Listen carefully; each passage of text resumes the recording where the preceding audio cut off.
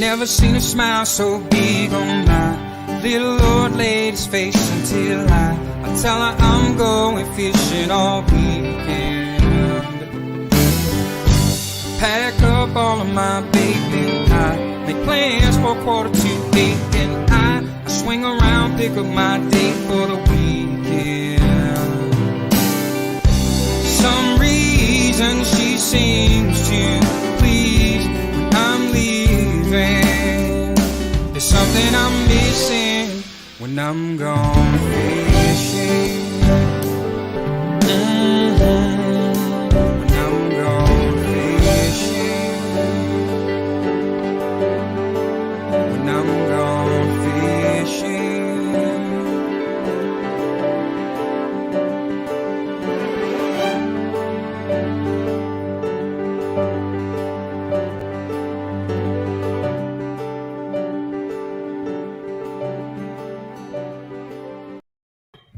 Well, good evening. I tell you, some great comments so far.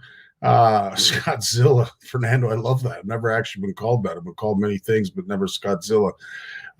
Luke Villeneuve, miss you, bro. Miss you too, my friend, and hope everything's been going well in our new norm. It as good as it could be. Luke, hope you're doing well, my friend, enjoying a cigar or three and kicking back and enjoying some high-quality scotch that I can't afford. But, yeah, all is well.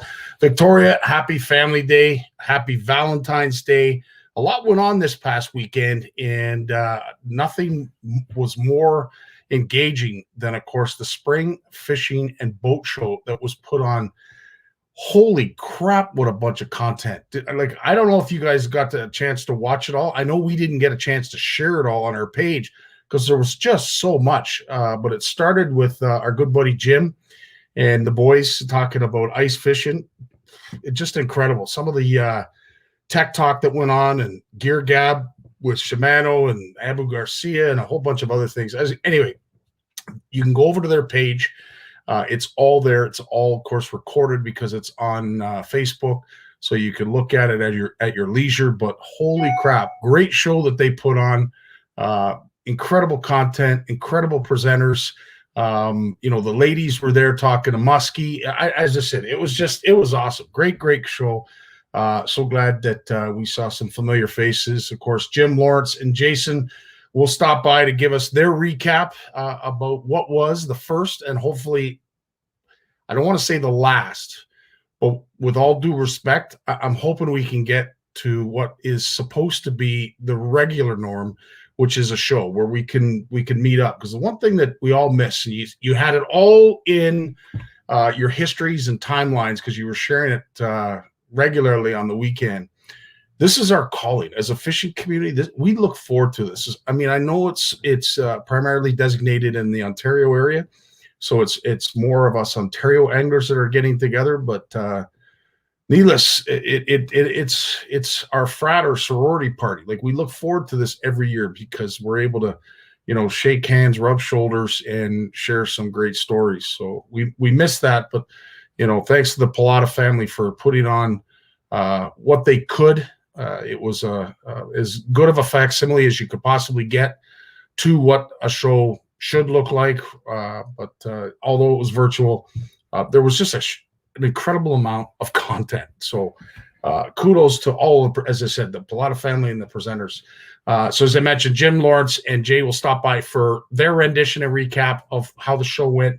Micheal Consul is going to be stopping by later on tonight near the end of the show because, of course, we are going to have a Winter Fish Fest announcement. And we do it with a sense of hesitation. Of course, we are going to gear it towards the country, not just the province of Ontario, because it, you know, and listen, we love constructive criticism. We love it. And one of the things that we heard regularly was there's more than the province of Ontario. And you're 100% right. And yes, we took it fairly hard, much like the province of Quebec, but we are going to be speaking to the rest of Canada. And I think what we're going to lay out speaks to that. And, well, I'll just have you wait. Just hang on. Because as I said, it's a pretty cool announcement. And it's going to be exactly what I think the doctor ordered, given the current situation that we're in. Did you see Amber's van lately? Did you see it? It's retrofitted. And what I wanted to do, which I'm not doing, is I wanted to bring up some photos that I could talk over. The van for Amber Xmas raffle is finally complete. Amber got her van. It's all retrofitted. It's ready for her. Her chariot awaits. And big shout out, thank you to our CFN community and everyone who participated, including all you fantastic sponsors. Hope everybody got their prizes by now. As I said, this community is rare, and I don't take it for granted. But by any means, what we are building here as a community, as a family, is I don't know. It's pretty incredible, guys. It's pretty incredible, and it's as much of an honor for me to be involved as I'm sure it is for you. Speaking of which, we're near the end of the Hayley Snyder contest fundraiser, and I've been talking to Julie Coleman, who's been sort of gauging and dealing with it, and she's been working very, very hard collecting all of your donations, and it's pretty, again, I can't say it enough, man. You guys have gone to bat. I'm going to be handing out a lot of these CFN Proud Angler stickers because a lot of you made some $10 donations, and we are going to be doing a live broadcast announcing the winner this Wednesday at 6 o'clock. The actual announcement will probably be 6:15, but we're going to go live at 6 o'clock with Julie. I'm not sure who else is going to be joining us. I'm hoping Hayley is going to be the one that picks the winner. I'm really hoping for that. But stay tuned right here on CFN. And one thing that Julie wanted me to mention is, of course, Happy Family Day, but you still have a chance to donate. So get in touch with Julie. Oh, sorry, is it Julie Deshane? Did I get that wrong? I thought it was Julie Coleman. No, it is. I stand corrected. Julie Duchesne. You can get in touch with her. Tickets are $5 or 3 for $10. As I said, here's what you need to know. And the draw is going to be on the 17th of February at 6 o'clock. It's a $500 gift pack. It's really geared towards the ladies. So as I said, guys, if you didn't get anything for Valentine's Day, now's your chance to, swing the momentum in your favor and completely redeem yourself. So stay tuned to that on Wednesday. We will be announcing the winner with Julie's help and hopefully Hayley herself. I think that'll be really, really cool. But you're going to be amazed at the total that they have managed to put together. The total it's wow, unbelievable. So I'm going to let her announce that because it is quite a surprise. And the fact that we had a small part in it, in my opinion, is really quite something. But what a total. Wow. A lot of people have chipped in. Let's just say that. And especially at $10 a piece. But as I said, if you still want to enter and help out, as I said, that's all the information you need right there. And make sure you get in touch with Julie Duchesne. Sorry, Julie, I thought your last name was Coleman. Anyway, so that's Wednesday. Of course, our BC Fishing Network podcast is going to be at 10:30. So you'll join us at 6. You'll be joining them at 10:30. I'm not sure who their guest is going to be, but they're doing a great job promoting BC's fishery, as well as some of the anglers out in BC, as well as some of the tackle shops and tackle producers doing a fantastic job. They're basically doing what we're doing here. And I'll tell you, I'd love to see that being done in just about every province, because if there's anybody who knows me and knows what CFN's all about, the show ain't about Scotty Martin. It is about CFN. So that is Wednesday. Cooking with Cameron Tate is going to be reappearing this Thursday at 8 o'clock our time. Cooking with CFN and our good buddy Cameron Tate. Not sure what is on the menu. Not sure what we're going to be cooking, but cooking on CFN at 8 o'clock this Thursday is going to be returning with yet another fantastic dish. The CFN cover photo contest. Yeah, baby. It has been posted. We have probably close to 60 or so entries so far. Again, we're going to try and keep it themed towards the time of year, the season. It doesn't necessarily have to be a child in the photo. It would be great if there was a fish in the photo. It could be a great scenery, a great shot, unique, original, anything. It's anything and everything.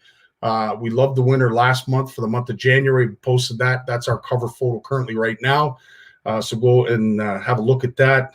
As I said, it doesn't necessarily have to be a family pick. It could be anything, something original, something cool.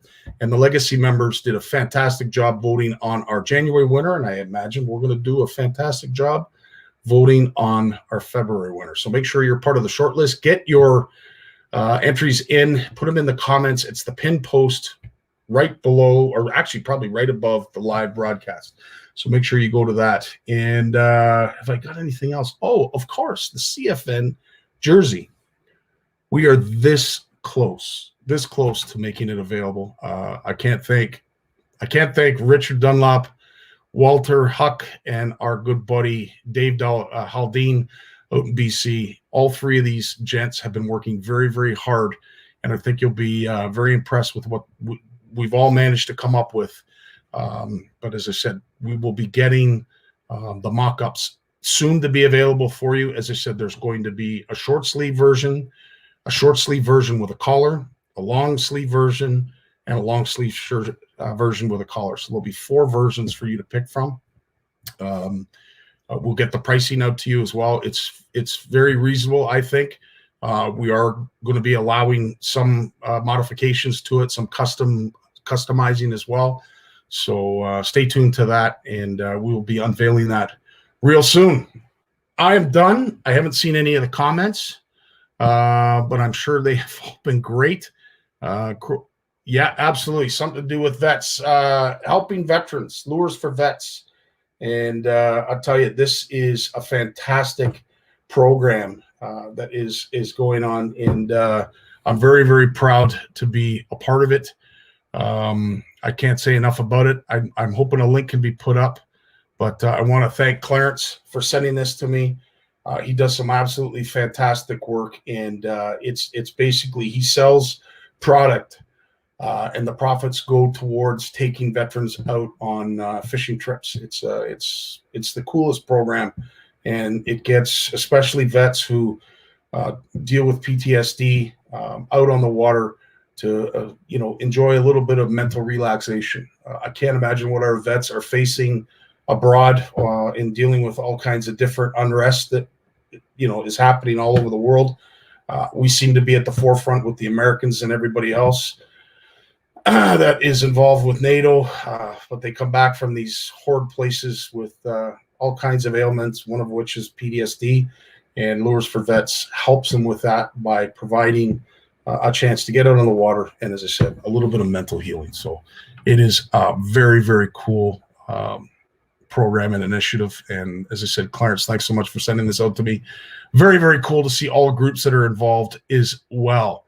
That is pretty much all I have, guys. I'd like to get to our panel of incredible guests. But before we do that, let's start with my favorite commercial from our sponsor.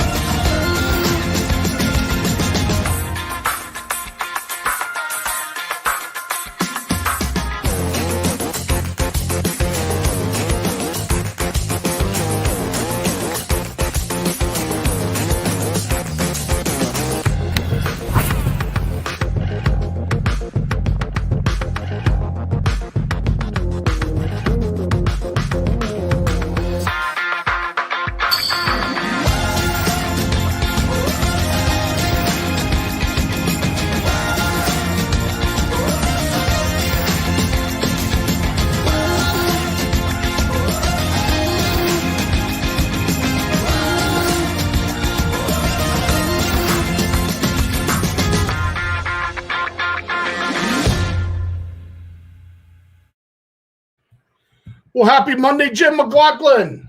Yo. What's up, buddy? Well, I look at my hoodie. Yeah, CFN has never looked so good. I got to start with a question from Christina, and I don't know about you, Jim, but have you gotten out fishing lately? No, sir. No, it's busy times, and of course, you've been busy this past weekend with the spring fishing and boat show, buddy. You looked awesome, man. As I was said before we went on live, you could tell you've been doing this regularly because, buddy, you were up there with the rest of them. You had game, as they say. Yeah, I was pretty jacked on the weekend. I really had a good time with the guys, and of course, when I get to do stuff with the guys, like that, I already know that like Gordon, Will, and then we had John White with us too, and John's a wonderful fisherman, and he doesn't really get a lot of the due that he deserves because he pretty well fishes in Lake Simcoe or a bit of Georgian Bay in the summertime and that. But that doesn't mean anything. He's still like a heck of a fisherman. Just because you don't fish all over the place doesn't mean you're not a good fisherman. It's one of those things. I had some people say that to me. Well, he only fishes in Lake Simcoe. Well, who cares? Does he catch more fish than you? Well, generally. Well, there's your answer. Then maybe you should be listening. Yeah. You're so right. And many times we share his incredible videos to our page. I don't care if it's in a bathtub. Some of his production quality of his videos is like top shelf. So I think that's a great point you make. Yes, it might be just Lake Simcoe. There's a lot of species of fish in Lake Simcoe, and that man is an encyclopedia of that lake. I tell you, I saw a lot of guys post this weekend that they were on Simcoe and they didn't catch anything. So, yeah. Maybe that don't happen to him too often out there. So, yeah. No, exactly. And listening to both Will and John go back and forth about Simcoe, you could tell both of them have a lot of time on that hard water and soft water. Yeah, I'm so far away from there, and I don't get over there really to speak of. But it's I still listen all the time because, like I said, like the learning is never done. And when you listen to those guys talk, I'm sure before the winter's over, I'll make it over that way with John. But until you do, it's one of those things. Yeah, I just saw Steve put up Just Fishing there. Saturday, our brand new website. It's all revamped, completely done. It's really fast now. That's one of the things we had to change servers and everything. And we've got a guy that really knows what he's doing to work with us now. And he does a lot of stuff with other companies, and sort of came in a roundabout way through Shimano to us. And it's he knows websites and stuff, so that's for really cool. But get over there and have a look at it. Download yourself a copy of the winter issue. Still up there. Still lots of ice fishing going on. And then, Scotty, you hear me say this every week. I've still got a lot of people I'm talking to that aren't doing well. And you know what they're doing, eh? Yeah. Going back to that same spot that they didn't catch anything on last week, the week before, or next week. Yeah, it's a great phrase that pays. Stop doing what's not working. It's so true. I did that in the beginning too. Yeah, I used to go out and sit in the same place. You catch, and then of course you catch a fish. So now you're baited. We used to fish tournaments. You'd fish in the same place for 20 minutes maybe, and then you'd catch a 14-incher. And we used to call that the sucker fish because it suckered you into staying. We would tell that guys would hear us talking about it and say, "You caught a sucker on a jig?" No, it was a sucker fish. But how many of us have had that same situation where that you all of a sudden you caught, wow, what the? And then you sit there and sit there. Oh, that happens too, yeah. It happens all the freaking I caught about 5 years ago. I caught a giant carp in the St. Lawrence River on a fluff, the little black marabou jig that they use. They had a little finesse jig, catches all the giants. I shouldn't say huge carp. It was about 8-9 pounds. Yeah. So when I first saw it, because the St. Lawrence is so clear, it's probably like 25 feet down, 23 feet down. Yeah. Which, like when I first got a glimpse of it, it was much shallower when I hooked it, and it went right down. And I thought to myself, nah, maybe not acting like a smallmouth, but sometimes those big ones. And then I started thinking, ooh, maybe it's an 8-pounder. Never been there, don't know what it's like, eh? And when we saw the outline, like just the silhouette of the fish down deep, we said, how big it is. And I think, oh, it's got to be a smallmouth. It's got to be a smallmouth. I got it up about 20 feet, and it turned out its side was a stupid carp. We had offense to you carp anglers out there. Yeah, no, but sorry, I'm thinking I'm catching an 8 or 9 or a world record smallie. Wow. I babied it. I got it up, But I already had my buddy had the net out already. Everything already he had the phones to get pictures if we needed them. He had them both sitting there on the edge of the glove box, out of the way.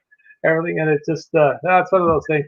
Yeah, I had a lot of people. Hey, Jim, a true testament, though, to our carp anglers, because, you thought it was a smallmouth, although a record smallmouth at that. But still, I mean, there's a lot of similarities in the fight of those two fish. So now you understand why there is quite the following when it comes to carp. Oh, they're bulldogs. I mean, you remember all the work that Shimano did with carp? We spent a lot of time on the edge of the St. Lawrence River and over in Hamilton Harbor. I mean, we had one morning over there fishing off the shore with some carp guys, and we caught, it had to be 3 or 4 in a high 30-pound range, 36, 37-pound carp. You want to talk about getting your string stretched?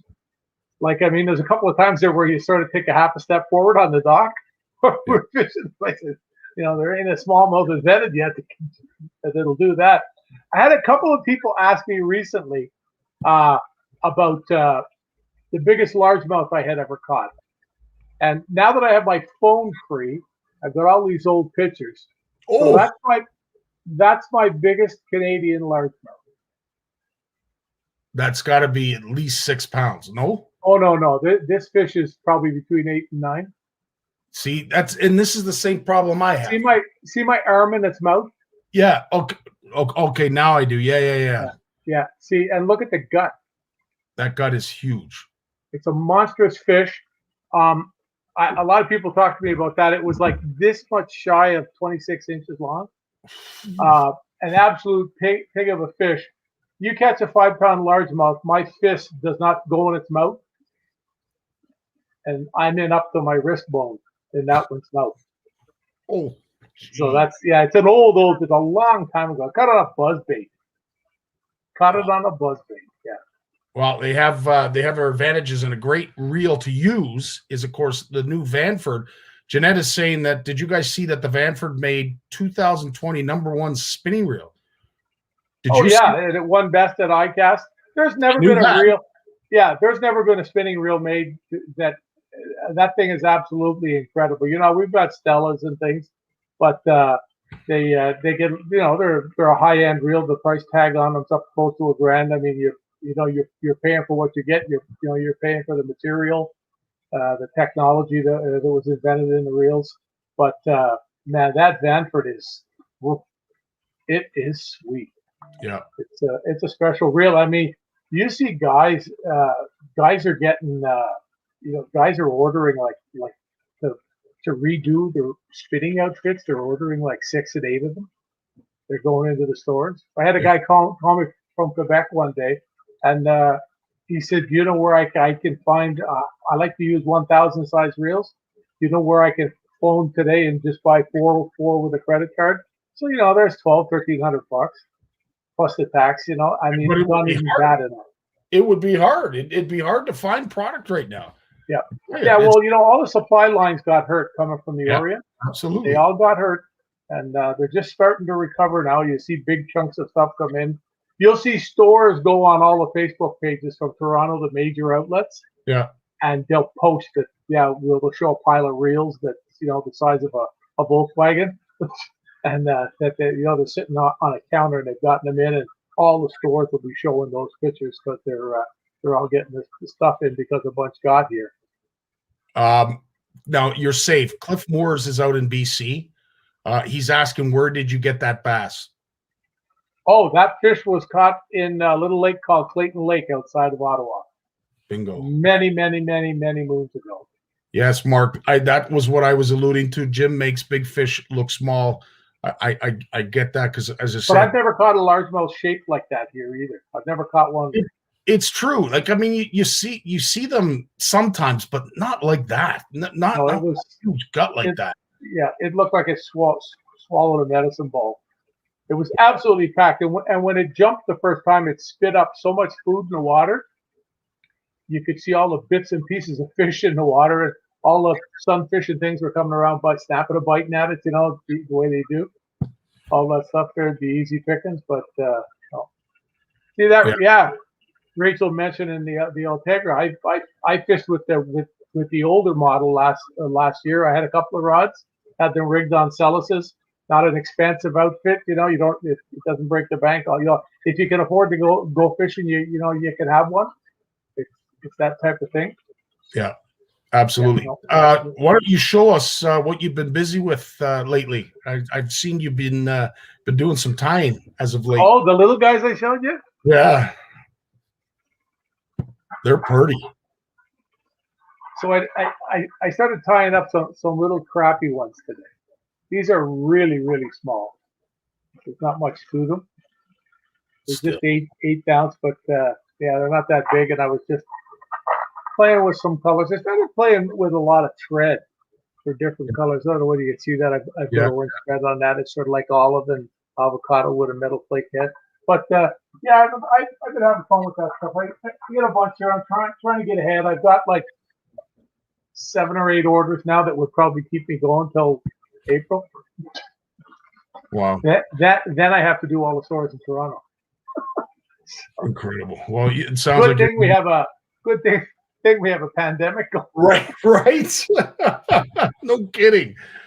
Jim, one takeaway from the show on the weekend. I mean, a gentleman like yourself, as you say, we're always learning, but let's face it, you've seen quite a bit. Was there anything that you saw, heard, or witnessed on the weekend that was new that you learned? There's always things when I was listening to, like the John and Will there, as I mentioned to, and then, some of the things that Gord talks about, although we talk often, we don't always talk about stuff like that. But I got a note from one of the guys after, and they said to me, it was one of the guys from the ice fishing panel, and he sent me a note after, and he says, I noticed, he said, when you were on with Jeremy Smith from the Lindners talking about Pike, you held up a book. This is a book that was done by the End Fisherman years ago. Oh, yeah. And I mean, that's a long time ago. That book that's like what, 80s? Not the 80s, but it's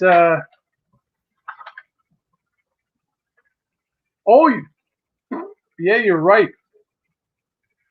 It's had about 5 or 6 printings all into the late 80s, and then there's I thought so. That's a 90s book. My God, am I getting old? The book's copyrighted by Al Lindner. Well, there you go. But I mean, the stuff that's in this book still holds true today. Like I was talking to Jeremy about it before we went on the air, and I said to him, like, this is like a Bible for pike fishing. Yeah. Like it's really hard to find information on pike. Yes. You don't see a lot of articles on pike fishing and the likes today, so it's really good. And then I had a guy send me a book from Paul Gustafson, is a guy who fishes pike in Europe, and he sent me this book. Jeez. And it's a beautiful book. I mean, it's a hard-covered book. It covers night fishing. They go over a lot of rigging and things like that, like really, really good stuff. I'll just show you a couple of random pages here. I don't know whether we're going to get anything. Like, it's just like sort of like an End Fisherman type book. You can see the influence from the End Fisherman when it started, because the End Fisherman basically educated anglers in the world, freshwater anglers. Yeah. And when the Lindners got involved with the pike fishermen from Europe, that was when they really learned that pike fishing in Canada is a joke. Like size wise. Yeah. And there's a real science to what you need to produce big pike, and where different ones live, the way they separate. There's every lake has a 10-pound pike floating around in it. Yep. There's always one that grows. the odd one gets caught. But when you go to places up north where you have cool water all year round, which is what the pike need, you got soft-finned bait fish for them to eat, like whitefish, cisco's, herring, stuff like that. They just choke that down. There's just so much fat in it. It's crazy. And when you have all that, but the number one factor still comes down to lack of pressure and lack of harvest. If you don't keep them, they get bigger. Yep. You know, it's all there is to it. Like Jeremy talked about that too, how a body of water can only support so many pounds of biomass. So if you take a 10-pound pike out, it gets replaced by 10 1-pound pike. That's right. Into the biomass, and then they have to grow. So you're waiting. The odds of one getting bigger are simple. Like, it's a real science, and they've got this.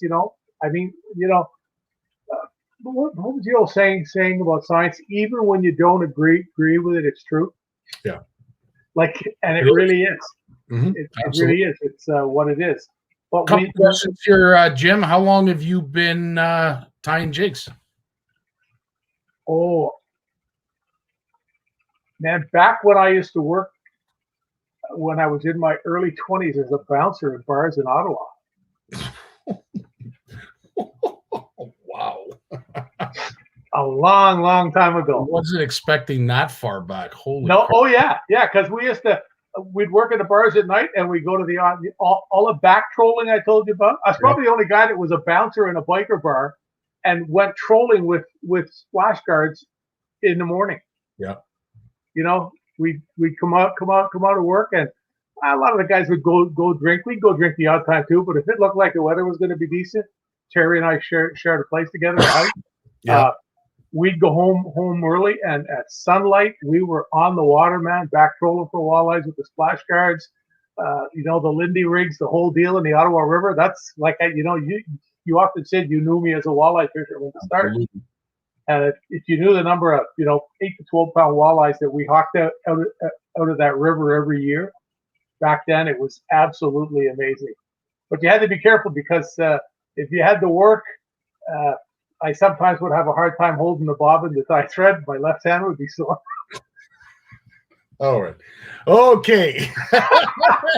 Now, were you self-taught, and do you paint your own jig heads? You were self-taught? No, I had a guy. There's a guy that used to be around Ottawa and fished a lot.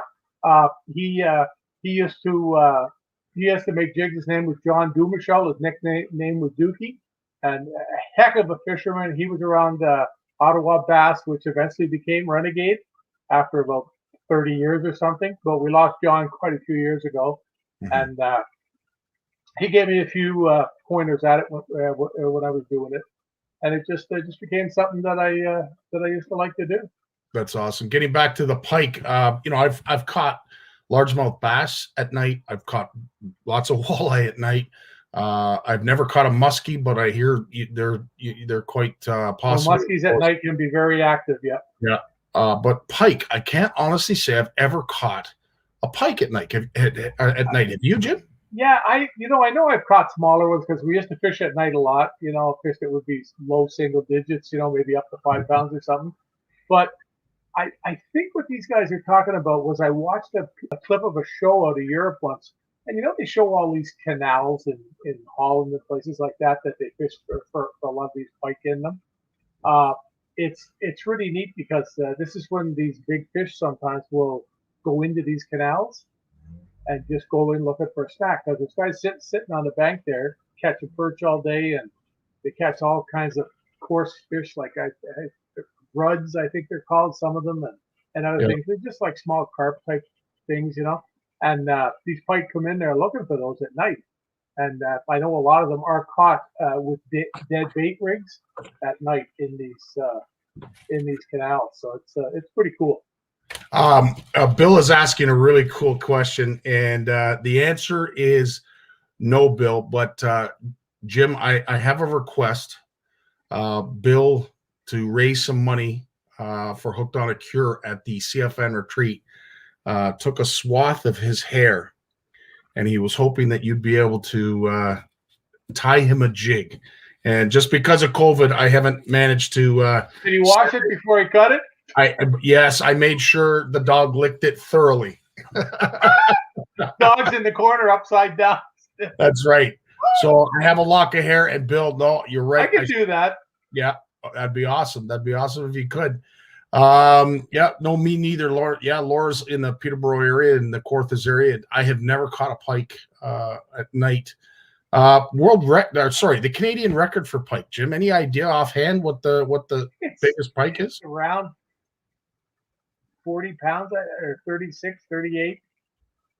Wow. Because I know the North American record, I think, is like 42 or something, but they're all in dispute, eh?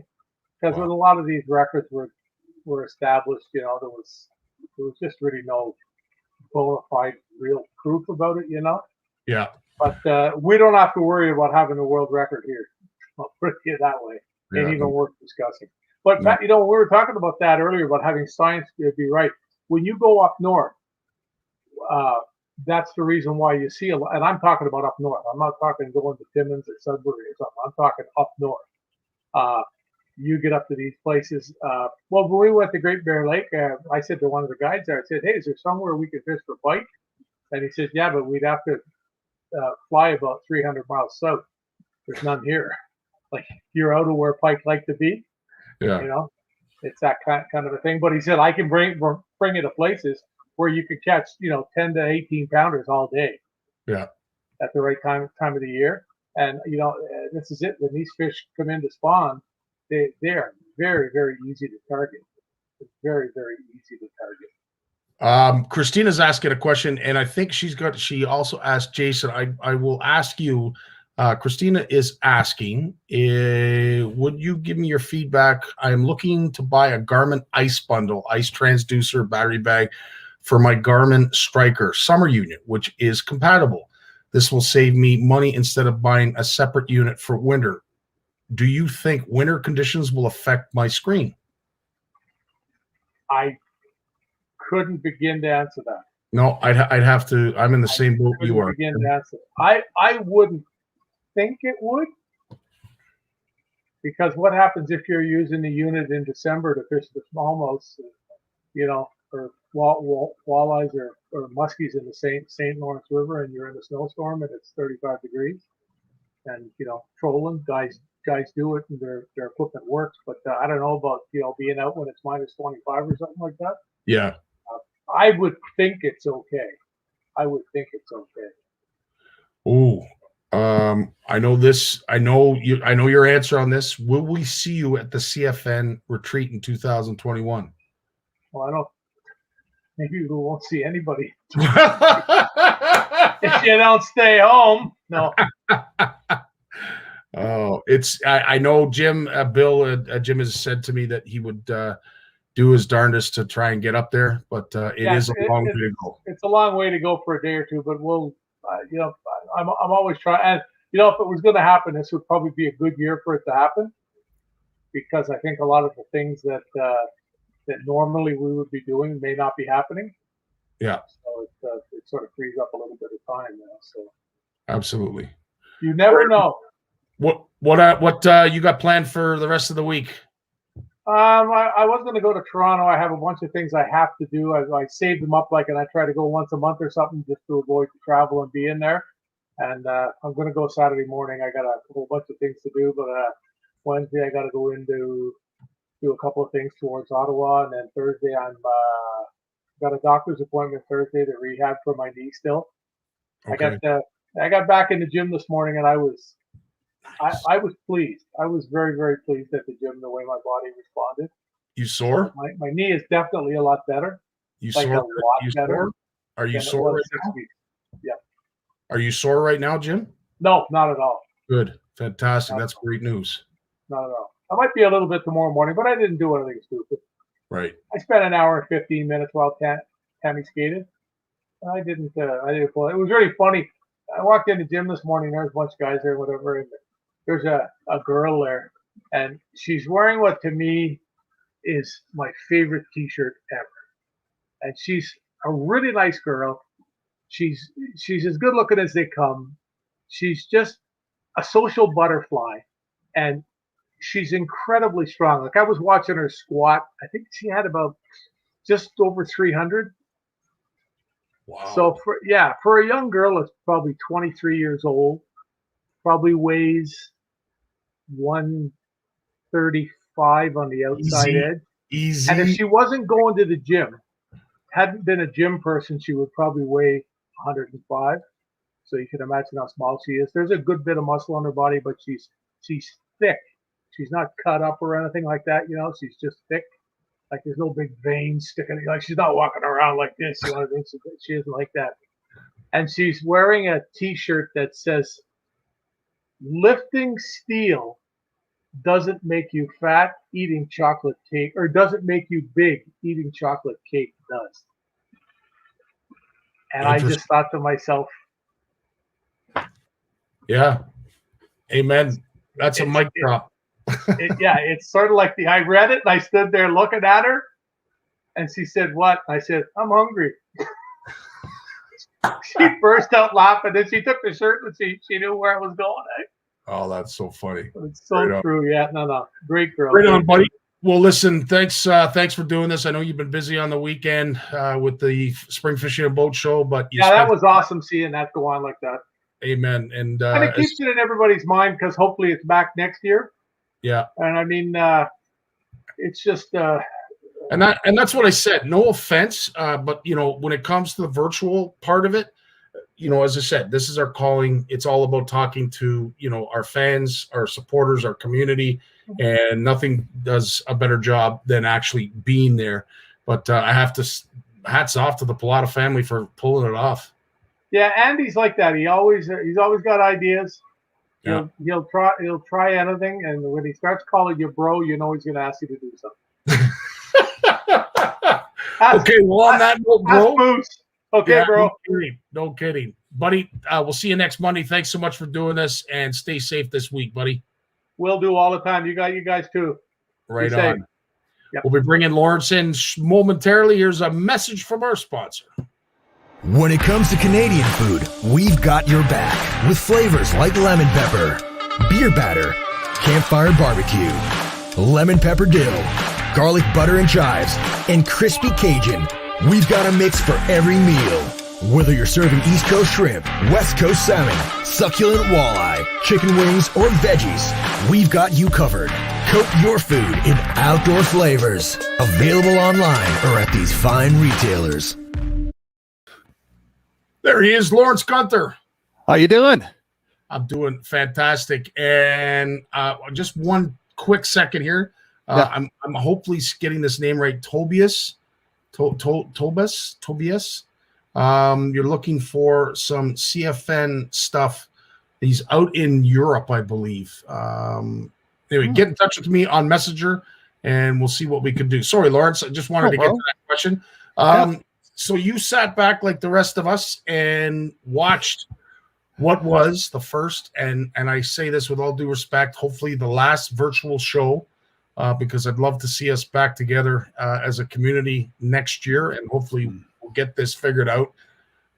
But some of the stuff that you paid attention to, did you take away anything new that you didn't know from before?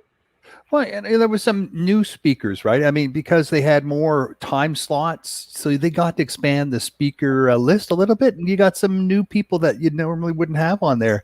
I think the ladies did a great job for sure.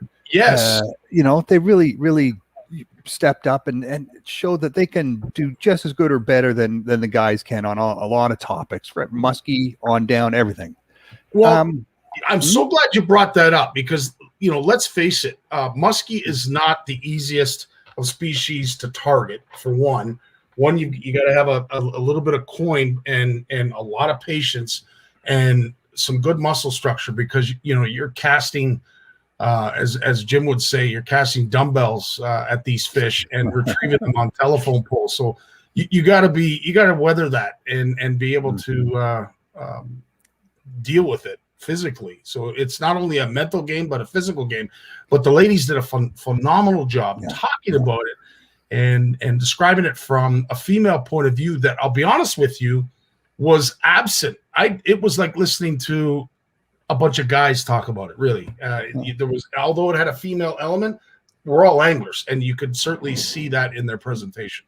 Yeah, gender stopped mattering, really. You just the information was quality, classy. It was excellent. And I listened to your comment and Andrew Palata's closing comments about being back and live and everything. And I've been reading a few articles about university and college, right? And how are they going to do this? Are they going to just stop online schooling altogether and go back to the classroom, the 300, 500 seat auditoriums again? And I think what probably we're going to see is a bit of a mix, right? Where you'll have some pre and post show lectures, seminars that you can go back to and revisit, intermixed with some how-to segments and some graphics and descriptions, maybe a little bit long form as well, that you can pause and hover over and copy down some information, in terms of products and techniques and so on. And then when the show comes and you show up at the show, you know exactly what you're looking for. I'm looking for a number 4/0 double, tension, heavy duty, blah blah blah.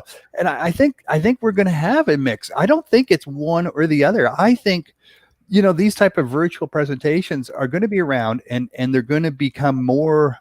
Everyone's getting good at doing it, right, with video and things like that. So it's going to become it's going to be part of the mix, I think, going forward. So it's a great point you bring up. Everybody is getting better. And I can't think of Myers, I think, is the last name. I can't think of the first name, but our New Brunswick chapter, it's the Myers family. I'm going to say this guy does some incredible video targeting muskie. He's got camera angles from just about everywhere in anything.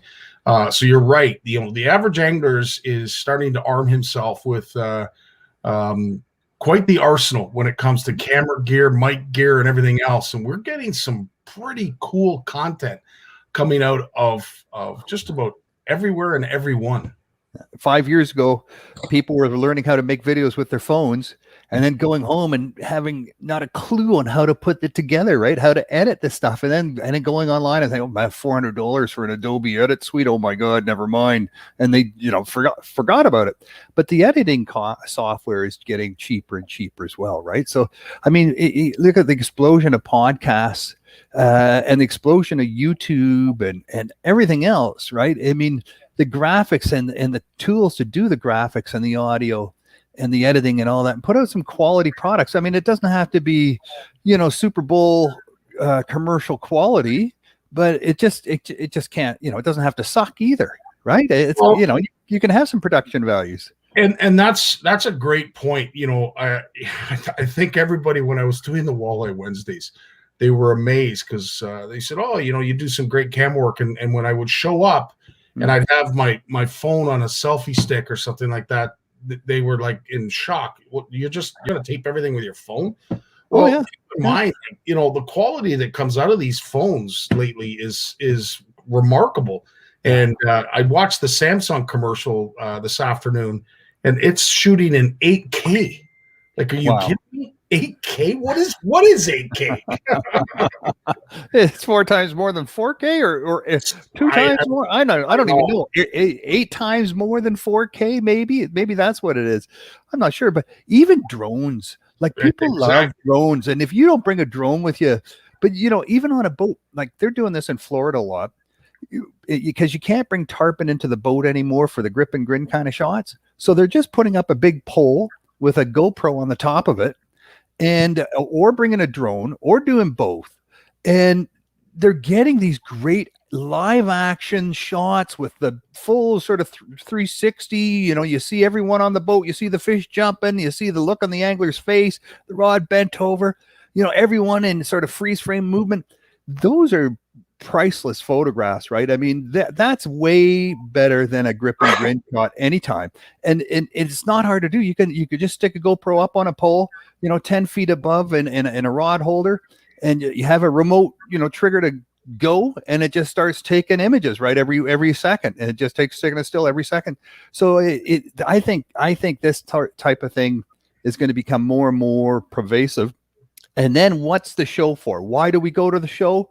To say hi, You know, are we going to be hugging? Are we going to be shaking hands? Are we going to be fist bumping? You know, who knows? You know, it might be a while before we start doing that again, but at least we'll be able to get in the same room with people and talk to people and get our hands on some of the stuff and feel it and smell it and the weight of it and just the bend of it. You know, there's things you want to feel that you can't do. And then you make your purchase, and then you make your purchase or you put in your order or whatever, and you close the deal. So I think, and also going to these shows too, right? It's the things, you know, the unknown, right? Mm-hmm. I mean, there's things you'll go to the show for because there's something you want to see and you've never seen it before. But then you go to the shows and there's things you see that you never even thought of. Yeah. You go, oh my God, I want one of those. Absolutely. And, you know, speaking, Stanley, you're so right. Technology changes every 3 months. I'd like to say it almost changes every 3 weeks.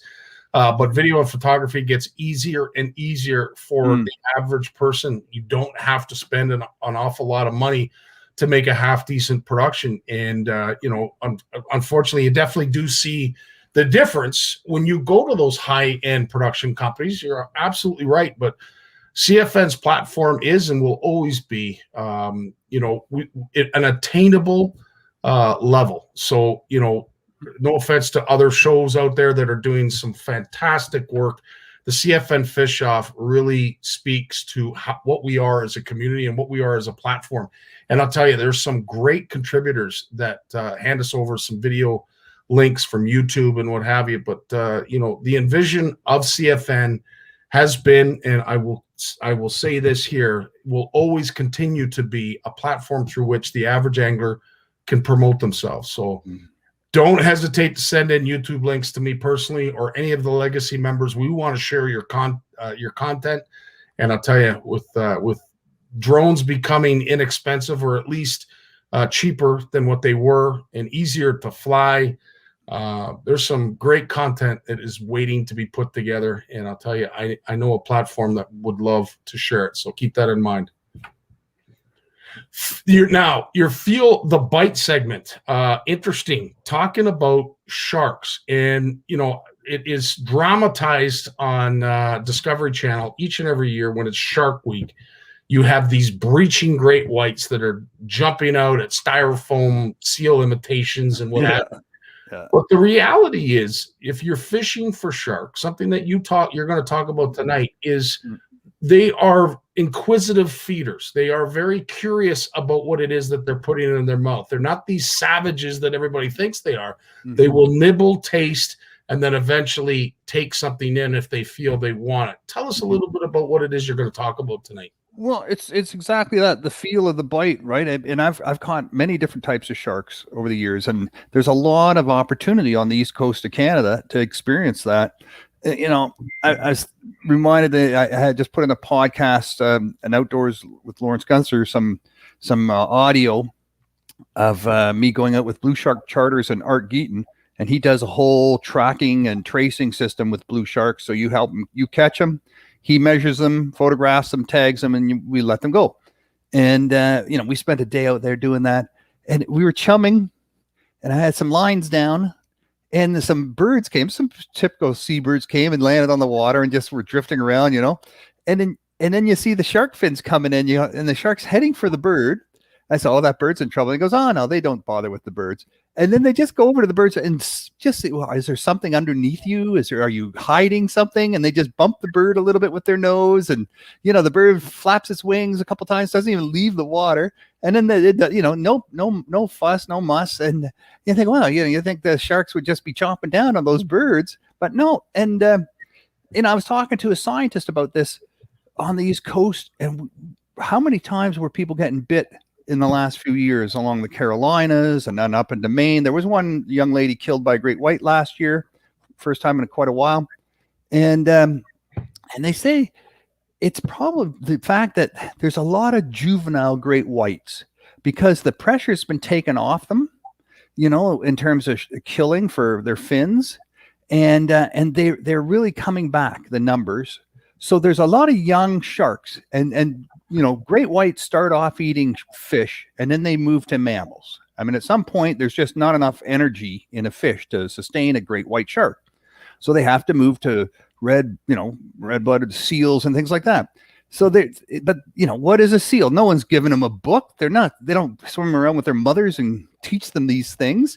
Yeah. So that for a while they're just sampling, they're tasting, they're sniffing, they're feeling, and they do all that with their mouth. So you're standing in the water up to your knees or up to your waist, and all of a sudden you feel a bump, and you look down, you see a fish swimming away, and then you see a big cloud of blood, and you think, oh my God, I've been attacked. No, you haven't been attacked. You've been sampled. And it turns out you're not to their liking, because they're looking for something that tastes more sealish, right? That's something they can smell all the time, not humans. I mean, that's pretty rare that they find that in the water, and it's not something they're programmed to eat. So they sample, they move along, and there was a lot of that happening, and there will be a lot of that happening for another few years as these great whites grow up. I tell you, Scotty. There's 3 types of sharks that are known to eat a lot of people. Yeah. And one of those is the bullhead, right? Bull shark is the... Oh, my God. They're lazy, big sharks, and they're opportunistic. So when you're fishing, they'll show up, and they'll take the fish. I was fishing... we were fishing for these bonita. It's a small kind of tuna fish. They get up to 10 to 20 pounds. And we're catching them on circle hooks with live bait. And they do a good run, and then they dive down and they start figure eighting, and then they tear off again. And then I started losing them. And I said, oh, the line broke. And it happened 2 or 3 times. And then the guy said, no, Lawrence, your line's not breaking. The sharks are here. So they said, catch one more. So I caught one more bonita, reeled it in. It was probably 20 pounds. We rigged it up with a great big sort of 14-aught stainless steel hook tied to 500-pound stainless steel leader to 250-pound Power Pro on a stand-up rod that it's not just going to your stomach, but it's attached. The reel is attached to your chest with one harness. Then you have a board strapped to your thighs, and the reel, the butt of the rod goes into that board. So when you squat, the rod tip comes up, and when you stand up, the rod tip goes down. And just by squatting, you're pumping their rod, and you can get these fish in really quick. So we dropped the bonita down there on the end of my line, and I had a big one came and took it, but it just bit it in half. So I had it on for maybe 5 seconds, then it was gone. And then another one came and bit it and got that one hooked up. And the guys, they were just going pump. You don't want to fight these fish. You want to get them to the boat before the lactate clears from their muscles. Because if you give them a chance for the lactate to clear and the muscles to oxygenate, then you could be there for a couple hours. And then what happens when you release that fish, it goes back into the water, it swims away dozy and dopey and looks injured. And there's a good chance the other sharks will pounce on it and eat it, because it looks like it's mortally wounded. But if you can get them next to the boat with the lactate still in their system, and you overwhelm them, you just humiliate them and overwhelm them and overpower them. And I got that 300-pound bull shark by the boat probably in less than 10 minutes. And we unhooked it. We didn't bring it into the boat. We unhooked it, and we took some pictures. We tagged it, and it swam away, just poosh, gone. And that's the way you do it with these. It's amazing that these fish. But I was always expecting, a slamming hit that would have just dragged me out of the boat, and it wasn't to be the case. I mean, the hit was no more ferocious than a hit from a muskie, right? And even muskie, they're not strong hitters either. They're samplers and tasters. Pike often hit harder than a muskie, I find, and pikes just smash away at something and try to kill it. Yeah. A muskie samples and is this something interesting? What is this? And you hook them incidentally quite often, right? Incidentally while they're sampling and tasting and all that. But it's interesting. I learned a new respect for sharks just by the fact that they're curious like children. They just want to put everything in their mouth, just like a baby, right? What is this? They put it in their mouth and go, no, and they spit it out. And just very curious animals until you get them in the boat. And then you realize that these things can spin around and bite their own tail because they have no bones. Yes, Like that's exactly what Curtis is saying. Never grab them by the tail. no, you don't. Cartilage, it's just cartilage and muscle. And they will, and when they get mad, they even bite their own tail, and you see them going down in a circle, just fighting themselves. But they can get mad. They're apex predators. They don't like to be toyed with. And when you piss them off, they can get quite upset. Are they trying to kill you, or are they just trying to protect themselves? Or they're just, I'm not sure, but you got to be a little bit careful. Bringing these things into the boat to measure them and tag them and scan them.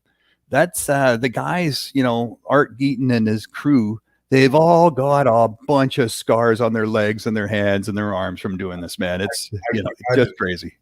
And listen, we're talking about pissed off bull sharks, but one of the most acrobatic sharks of all time, especially when they're hooked, is the mako. And Cliff Forrest is asking, have you ever caught a mako shark? No, I haven't. But they're very fast as well, right? Extremely fast. You look at the shape of their head. I mean, those whole things are designed for speed. I have caught a species of the hammerhead. It's called a bonnet head. It's a smaller hammerhead. They get out to be about 3-4 feet long. Very common in the Florida Keys. And you basically you're out on the flats boats. You just look for a little bit of silty water, and where there is a little bit of silt, because otherwise the water is always crystal clear for the most part. But you find a little silt with a little 3/8 jig head, a small shrimp on the end, just toss it in there. And again, these 3-4 foot long bonnet heads, they'll just pick it up, as if it was a walleye, right? As if it was a walleye. Absolutely astonishing. And then you realize, I think I caught a 2-pound walleye or a 16-inch walleye. And then you realize, oh no, it's a 4-foot shark. But lots of interesting species of shark for sure. And I think they deserve a lot more respect than they've been getting for so long. And I'm not sure if that Shark Week does an accurate job in representing them, but they can be nasty. Absolutely. Well, they can be, and one of I'll tell you a real quick story first. I'm on my honeymoon down in Florida, and a gentleman you could tell was Australian. He comes up, he's got this beautiful redfish, and I'm finding that the further I wade out in the water, the better the chances I'm getting fish. Mostly all ladyfish, a couple Spanish mackerels, nothing really, but I'm just, as I say, casting from shore. Yeah. He comes up and he's got this big redfish, and he says, "Hey, mate." I said, "How you doing, sir?" He says, "You're not from around here, are you?" I said, "No, I'm from Canada. I guess the white skin gives it away." He says, "No, it's not the white skin." I said, "Well, what is it?" He says, "Can I give you a nickel worth of advice?" And I said, "Sure." What? He says, "When you catch a fish, back yourself out of the water. You have no idea how many sharks are swimming around here." I tell you, I have never moved so fast in my life. and they really know how to cue in on that, right? Like a fighting fish on the end of the line sends out certain sound waves, and they just come. They come, and you don't want to be in between that. Like especially a little frenzy going on, a feeding frenzy where they just start snapping at stuff. Oh yeah, no, it's not a good time. No, so it was nice to get that advice from that gent. I don't know. Yeah, but. He was an Australian fellow, had himself quite the redfish. I didn't find out what his secrets were to catch that, but I certainly appreciated his advice because, I've always said if a shark took one good look at me, he'd say, "Hey, if I eat him, I don't have to eat for a month." So I steer clear of as many sharks as I possibly can. I'll tell you, look, when I first started getting encounters with sharks, it was back in the late 1980s when I was fishing cod with hand lines out of Cape Breton. And we were on a really good school, me and these two guys, father and son team, and their homemade wooden dory, right? 30-foot wooden boat out there in the Atlantic somewhere. And we probably filled the back of the boat with I think we had in total that day, we had 2,300 pounds of cod that we caught just on 3 hand lines. But at one point, I'm pulling up and I hear a splash and I said, "What's that?" And he goes, "Oh, it's a shark, boy." And he goes, pull your line and shark. So I pull in the other fish and up onto the gunnel and I unhook it. I said, "What do we do now?" And he goes, "Well, they're here now." And I said, "Well, are we going to move?" And he goes, "Well, I guess." And then he's fishing. And I could tell he wasn't too eager on moving because he didn't want to move off the fish. But then he realized I wasn't going to fish anymore. Just a hand line, right? And so he goes up, starts the motor, puts it in gear, turns the motor off, and goes, "Okay, bye, fish." I think we moved 10 feet. Wow. They were not going to leave those fish, shark or no shark. They were just be careful. You're sharing the sea with the sharks. You just be careful. That's all. It's true. You mean it's like anything else. You have to respect it. And I tell you, I am in awe with them. I'm fascinated with sharks, but I'll tell you, I have actually woken up in the middle of the night with the thought of some of these videos, and for some of these videos that they put together, where you've got spear fishermen that are getting glancing blows from great white sharks and all kinds of sharks. Those images keep me up at night. I'm not gonna lie. Much as I'm fascinated by them, I'm also scared to death of them. They put a lot of chum in the water to get that sort of frenzied fishing, feeding frenzy going on.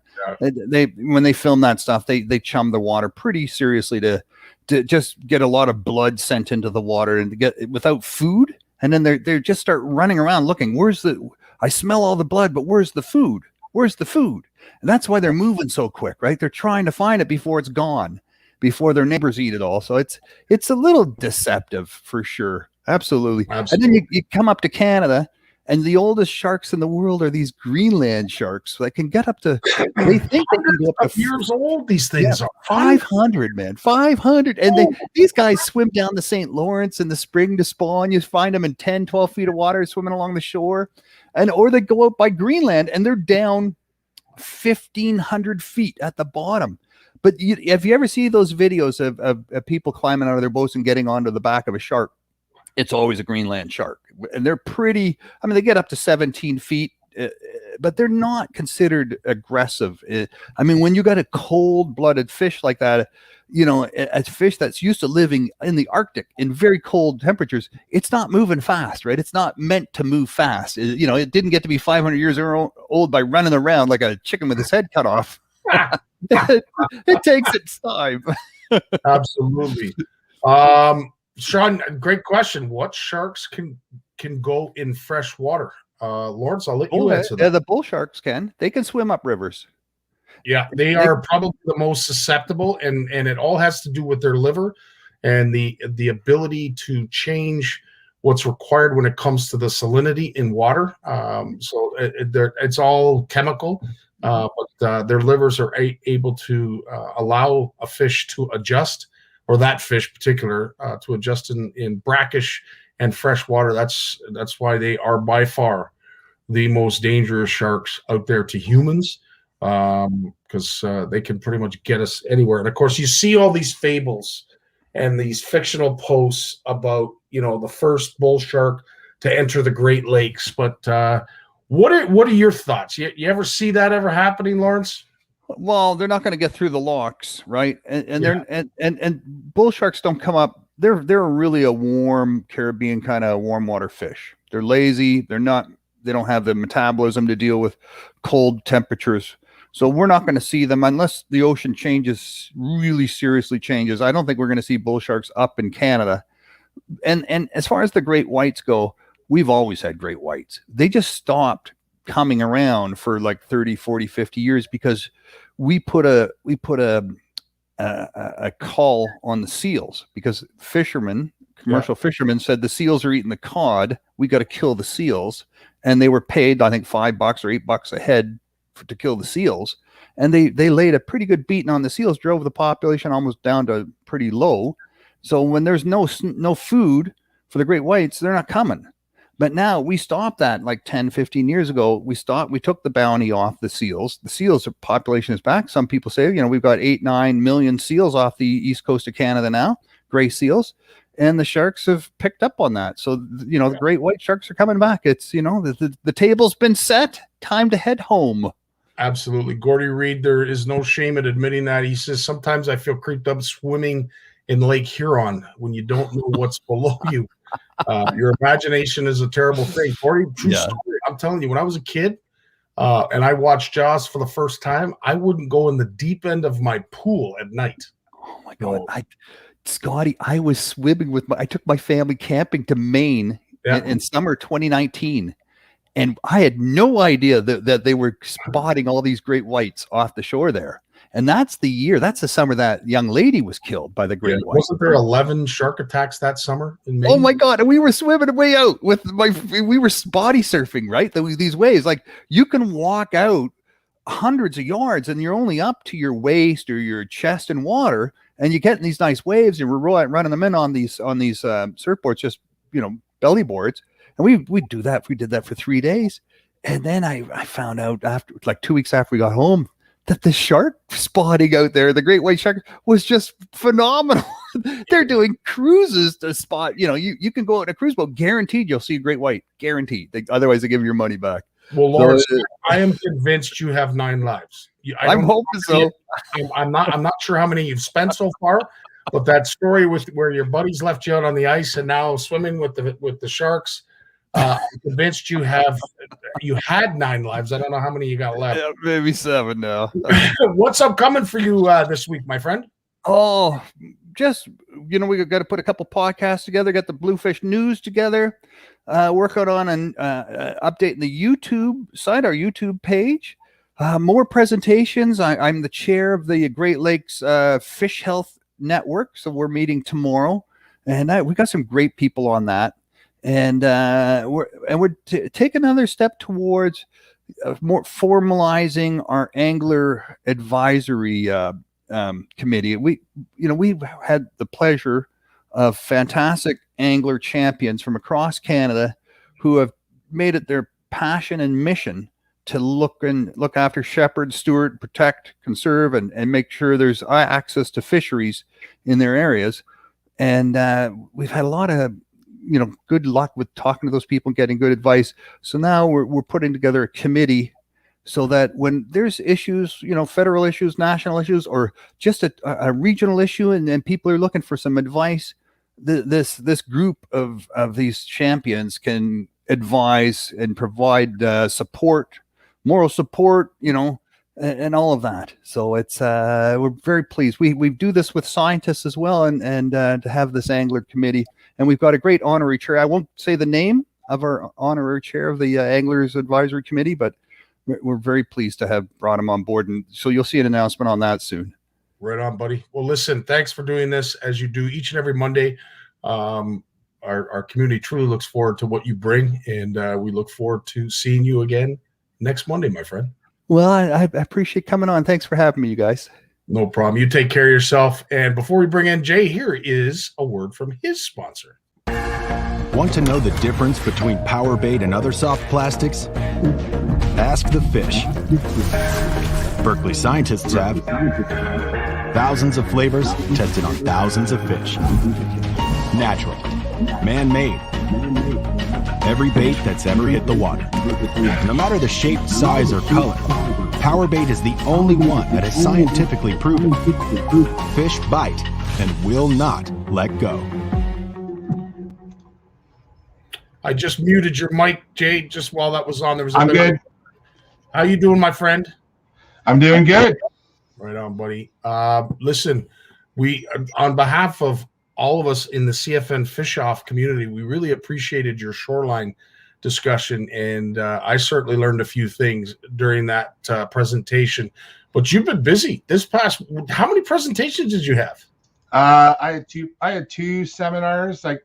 2 seminars. So I've done very little preparation for this one, but that's okay. Sometimes I do a little prep, but no prep for this one tonight. Listen, you fly by the seat of your pants, and you do a fantastic job doing it. But yeah, the shoreline presentation was the first one, and then fish handling was today. A lot of great tips you offered when it comes to how to handle your fish, how to take photos of your fish. But the underlying theme is the longer you can keep that fish wet, the better off you are. Yeah, like I really, you know what? The CFN community inspired me with those 2 seminars when I got talking to Andy. Andy reached out last week. And of course, Andy has a lot of interest in tournament fish care, which is part of his business, of course.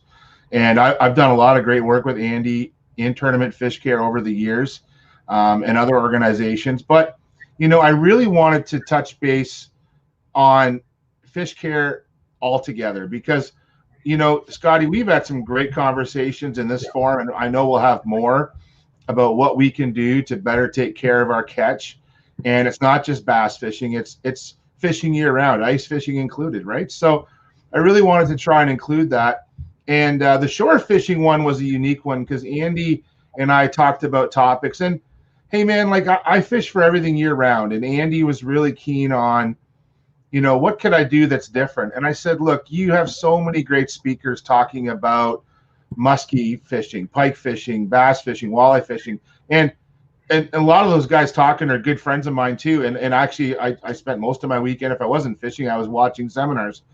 But, shoreline fishing is something that is, look, during this pandemic, especially, more and more people are taking it up. People are struggling where to fish, where they can get access to fish. So if that seminar, and especially there's been comments tonight about how these seminars now are available to us whenever we want. So I hope that those seminars are available to people and they can watch them and they can get information and use that information, not just this weekend, but going forward. So.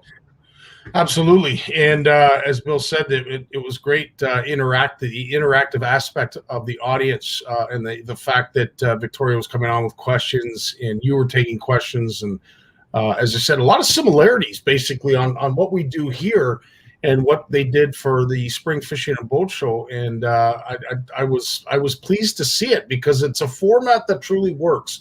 And as I've always said, the key to success, one, as Jim and I were talking about before we went there, you got to listen. That is crucial. You got to listen. In order to learn, you got to listen. And the other thing is, of course, engaging your community. And guys, we love your comments. We love your questions. And Jim, Lawrence, and Jason, these guys are in the know. These are the people you want to be asking questions if you have any. I'm going to get back to Christina's question about the Garmin unit. Do you think, I know you saw it, is it worth it in your opinion?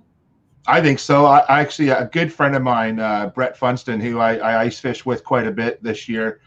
Brett's on the Berkeley pro staff with me. And it's been kind of funny because him and I go out and we sit in separate huts and yell at each other because we can't sit in the same hut. But he bought a Garmin 4, which Jay Siemens has talked about on his program. And I think that unit is a great entry-level unit for anyone getting into ice fishing. And it's also a unit that you can take on your boat with you. So I think that, Christina, for your question, I really believe that what you're proposing is what so many anglers are doing now. They're taking their boat electronics and putting it into ice fishing. The only challenge that anglers will have is the larger the unit, the more battery power it's going to use. And so a lot of anglers are going towards lithium batteries to run their larger units. Like I have no electronic sponsor, so a lot of my friends are running Helix. I think the Retrowskis are running Helix 5s or 7s, and they will use up a lot of battery life. But the Garmin 4 is a fairly small, compact unit, and the smaller the screen, the less battery it should use up. So if you're going to try and put an LCD unit from your boat to ice fishing, I think you should. I think it's a good investment. They can take it. Protect the screen somehow. I would worry about if it fell off of a machine.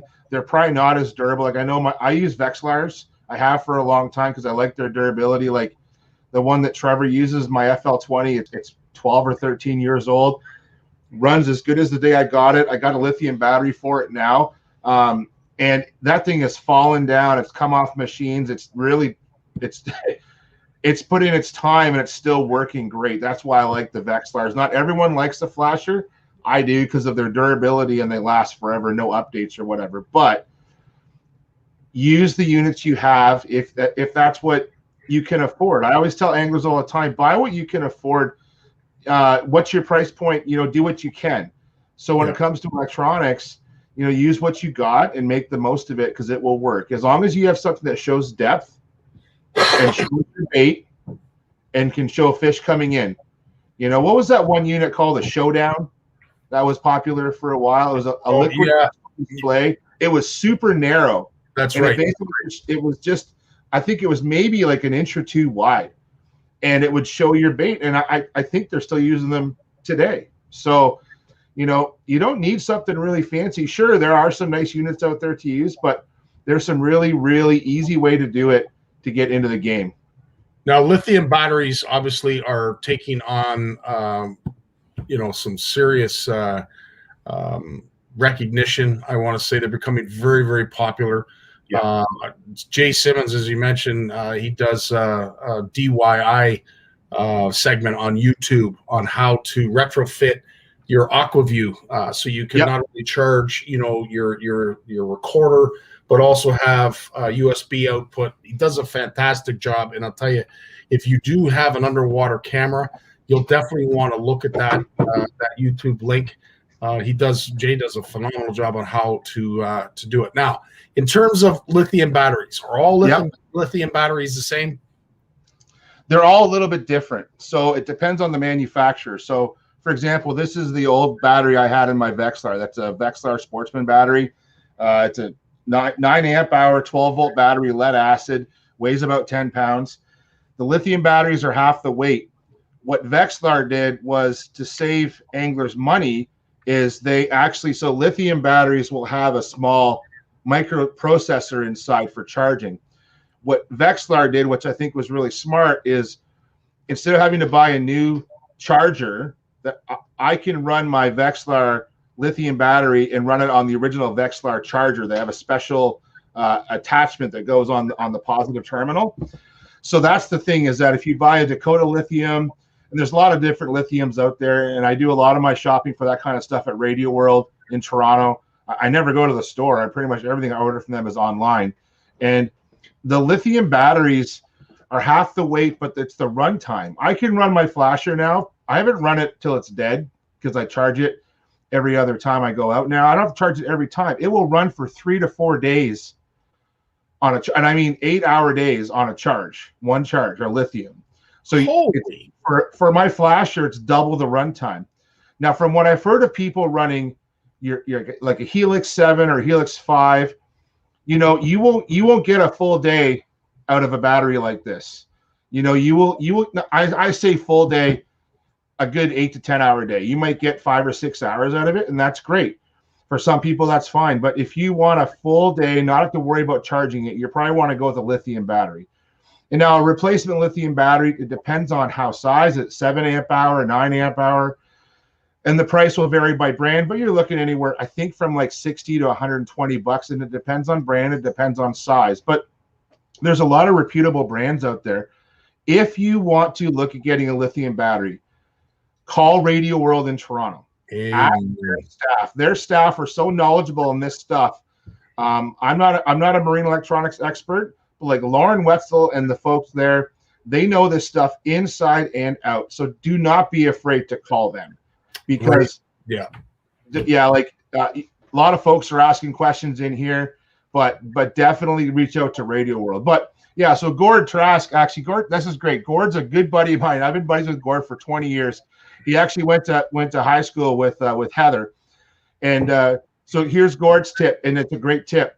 Turn down the brightness, and it will run for up to 10 hours. So there you go. Great tip from Gord. So learn how to control your units. Learn how to adjust your gain. Learn how to adjust your brightness. And all of that will help in getting more battery life. So good tip. Wow. Sean's saying that Mark Mayer has a showdown sonar and he still uses it. That's amazing.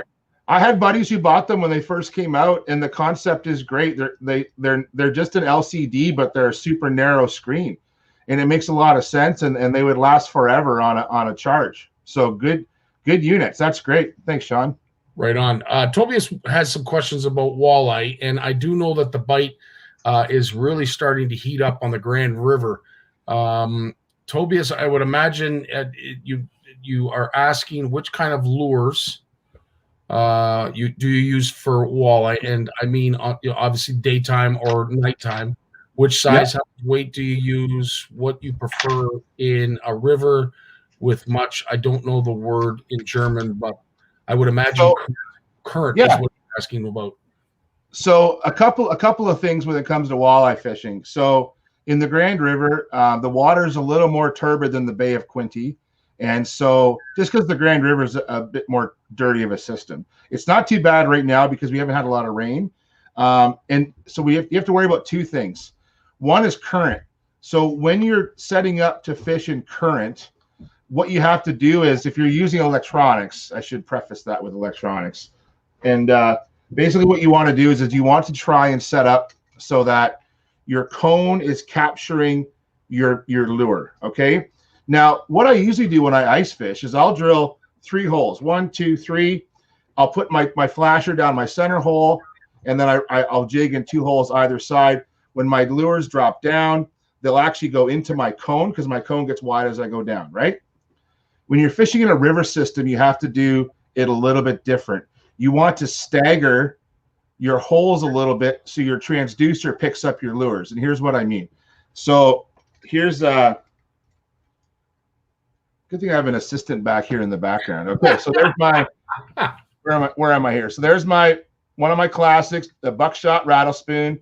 Amen. That's a 3/8 ounce. Okay, so in a typical river system, in a lake system, it goes straight down. But in a river, the flow will take it just out of your cone. So what's frustrating is to anglers that if you drill right below where you normally do, your lure drifts, even a heavy lure will drift out of your cone. So what I do is on the middle hole where I put my flat, why do I drill 3 holes? Because I don't want to lose a fish getting tangled up in my transducer. I've lost too many big fish doing that, so I drill 3 holes. It just makes me feel better. Absolutely. But I stagger it. So usually at the Grand, what I do is I fish with my back upriver. Okay, so my back, the dam is somewhere way back there. I'm looking downriver. I drill 2 holes to jig out of. That's a 30-inch jigging rod. That's what I like to use in my shelter. If I'm fishing outside, I'll use a 36 or a 40, but I like a 30-inch inside. And then I'm at a comfortable spot. My 3rd hole, I drill in the middle, just past those holes, like literally like a foot, maybe 18 inches further downstream. Because then what that is, my flasher ends up being kind of away from me. But then when those lures go down, they're still going into my cone because my cone is just downriver of that spot. And for anglers who fish Bay of Quinte and places like that with current, they know exactly what I'm talking about. I have had weird, so I remember one time fishing off of Huffs on Bay of Quinte, and I swear my flasher hole was like 4 feet from the hole I was jigging. There was so much current ripping through there. Even a 3/4 ounce spoon would not sit vertical. I had to play with, because if I can't see my lure in my cone, I'm not going to be effective at catching those fish at all. So that's how I fish the Grand. A lot of typical walleye lures work there. I'm a big fan of a buckshot rattle spoon. I use a vibrato. I'll use a rattle bait. But in as much as I find that vibratos and like a lipless crankbait will bring fish in, I still catch most fish on a spoon. I really like using a spoon. In the Grand too, what I've been finding, and I'll be honest, I haven't had a lot of success there yet, and it's been a little frustrating, but I keep going back because that's what fishermen do. We go back, Scotty, because we can, and you just like, I'm going to figure them out, right? I'm getting mad. So, but I've started downsizing a little bit because the current hasn't been that bad, and I think I've been running spoons a little too big. I've been running like ½ ounce or bigger spoons sometimes. I think going to a little bit smaller presentation, which has been come out in some of the ice fishing seminars this weekend, downsizing your presentation, try and get more bites. So, and what's great about the Grand too is now that the ice is pretty safe, but I recommend if you're going there, please wear a floater suit and please bring a spud bar, because the ice conditions can change on a river very quickly. But it's looking good right now. But now you can venture around a little bit. Before, we used to all have to fish in like where the ice was really safe. Now there's more safe ice. We can spread out more and cover some more ground. And it's a morning bite and an evening bite. That's what I've been finding on the Grand. You know, so if you haven't been there before this year, I don't recommend going at 5 in the morning because you've got to find out where you need to go. But once you've made that initial trip, don't be afraid to go back there for the morning bite. And also the afternoon bite that's typically when I go. I'm going usually after work. I'm leaving here around 3 o'clock. Takes me about an hour to get there. I'm there at 4. I'm fishing till 7 and I'm coming home. That's it. I'm only there for 3 hours. So it's just, it is a great spot to have walleye fishing and the potential of catching big walleye. And I have friends that have caught double-digit walleye there.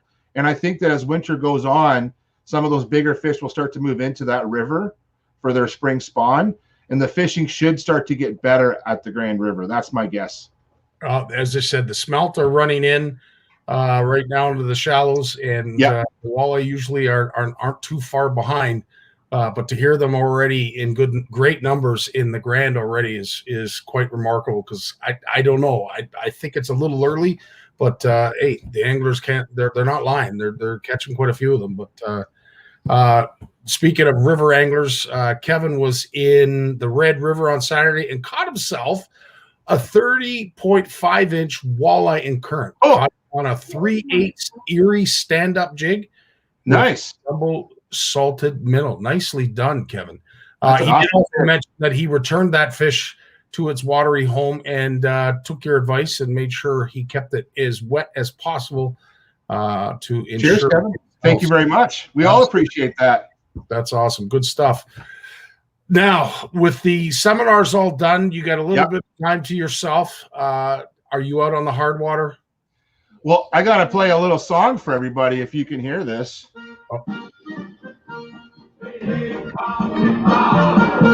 It's ice fishing season, man. We got to do a little polka music. Is that from Grumpy Old Men? Yes, it is. It's yeah, baby, I love that. Because I got to tell you right now, honestly, Scotty, there's been so much ice fishing going on, and we were out ice fishing this weekend too. Spent 2 days ice fishing. So a seminar's Friday, ice fishing Saturday, Sunday, seminars today. And all I'm doing is hearing about all the great ice fishing. And locally here, I got to give a shout out to the guys and girls and families who have been enjoying Lake Erie ice. Since February 1st, Lake Erie has gone from like 0 ice to like over 70% ice coverage. Yeah. So all these stupid graphs of pandemics where we're looking at go down, these graphs of ice going up makes me excited. Okay. And I heard some great stories this weekend of people helping people, man. Like, I want to give a shout out to just all the nice anglers. You know, there's a local chat board called Long Point Fishing Forum. It's on Facebook. And the stories in there of people helping people, like a buddy of mine, Tim, was out ice fishing with his son, ran out of propane. He actually put a post on the fishing forum, and somebody read it and brought him a can of propane for him and his son. Another story of a guy was out with a hand auger. Somebody pulled up with a skidoo and said, dude, I'll drill you some holes. Drill them some holes. Stories of guys saying, you need help towing your hut out? I'm going to give you a hand. There's guys helping tow their ice huts out, because the thing about Erie, what makes Long Point Bay tough is it's a shallow basin. It's about 4 to 7 feet deep. The perch scatter. They don't set up, and you got to be kind of mobile. So if you have a machine, you're in good shape. But if you're on foot, which a lot of people are, it's a tough go out there. But hearing all these stories, Scotty, of people helping people, like, man, I was just like, I was excited, and I wasn't even out there. Now I want to go out there and experience this too. Like, and I've been out locally on a couple reservoirs. We went out with the Raytrowskis on Saturday to a lake. We fished 2 different lakes. Haven't fished them this year yet, ice fishing. And we toughed it out on one lake on Saturday. Got 1 crappie, 11.5 inches. We caught a few perch, but we just couldn't get on them. But we did a ton of walking, drilled. I drilled myself personally over 100 holes. And then Sunday was our family day. So we went to a local lake, and we took the girls out, and I was the guide. I didn't catch a fish. I cooked pizza pockets for Stephanie, and we sat in the hut. Trevor ran around outside slamming some crappie and some nice bluegill. But that was great. We stayed out there till dark, got the headlamps on. We were the last ones off the lake. Just had a great family day on the lake. Why I say that day was actually because as a federal employee, believe it or not, I don't get family day off. It's not part of our agreement. So I take a vacation day, And Heather didn't take a vacation day. We said, we'll just do our thing on Sunday. And actually, Sunday worked out great. It was a beautiful day. No wind, -5 and sunny. Just an absolute peach of a day. So yeah, no, man, it's been a great weekend. I just want to thank all the CFNers and everyone who's tuned into the shows and the seminars this weekend. It's just been, it's just been a great weekend. I didn't know how it was going to go. I felt bad for Moose at the on our Thursday pre-party, and Moose is such a passionate guy, and he throws himself into what he does. And anytime you go to host an event, and you know this, Scotty, the nerves kick in. You don't know how it's going to go. But looking back on how this weekend went, I'm really, really proud of the industry, and so happy for all the people that tuned in. And if we can help a few people out with some information, then that's all we can do. So kudos to all you guys for tuning in, because it was a great weekend that way. And of course, all the sharing, and one thing that I revel in is with our CFN community is the amount of sharing they do. And of course, there's some notables that do a majority of Sean, Bill, Terry. The list goes on and on. But in order to get the message out there and to get the knowledge and the amount of available content that was shared this past weekend, and as I said, the shows are amazing. But what was unique about this virtual show was the amount of content-driven presentations there were. If you walked away from any of those presentations and didn't learn something, then you're a better angler than I am, and in a different elite class than most. But needless to say, the content was just ridiculous. So I really hope what we learned from this is that at future trade shows, there's so many people that can't attend the Spring Fishing and Boat Show, right? So I would hope that down the road, Andy and Vita and Victoria and the rest of the family and all their great people that help out. Like, it was great seeing. I was got to see some behind the scenes stuff, and saw Darren Azumi, who's a good friend of mine. I love hanging out with Darren, and it's just good to, if we could get those videos out there. Of us up on the tank or on the seminar stage, do those seminars and then broadcast them again to, in fact, if anyone, I'll throw it in the chat room here, because not everyone is a Facebook person, but if everyone goes to the CSFL TV YouTube channel, all the seminars, or at least most of them, are going to be posted there in the coming days. So, you can do up your own list of, I don't watch a lot of seminars on Facebook. I love YouTube, because I can kind of organize videos and stuff like that and kind of store them away. So check out the CSFL YouTube channel for the seminars from this past weekend, and, enjoy. I have a lot of catching up to do. I'm not going to complain about going fishing for 2 days, but I have a lot of catching up to do on seminars that I missed this week. Well, Kelly, you absolutely, you nailed it with that comment. Exactly. Loved it, because of course he lives in Saskatchewan, and so a lot of our CFNers don't necessarily live in Ontario and have never visited the Spring Fishing and Boat Show here in Ontario, in Toronto. Yeah. And it was great exposure to people like Kelly and a lot of our CFNers that are out of province, and to your credit, and hopefully it follows through, that we will get some of those live feeds, whether it be CFN that does it or CSFL, and make it available, because, as I said, some of those tank seminars are just as good, if not better, because you can visually see what it is that the presenter is talking about. But yeah, and it was nice too, like being able, like my PowerPoint presentation didn't go as well Friday night, but that was some troubleshooting first time through everything, but we got it going.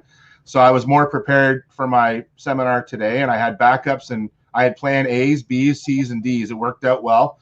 But, especially some of the content that I presented, it's nice to have those slides, because then people can go back and reference that specific information, or, and it was nice to showcase different products. Like, I'm very happy to say that, like in my one seminar about fish care, Handlebars makes one of the best measuring boards out there. No one will deny it.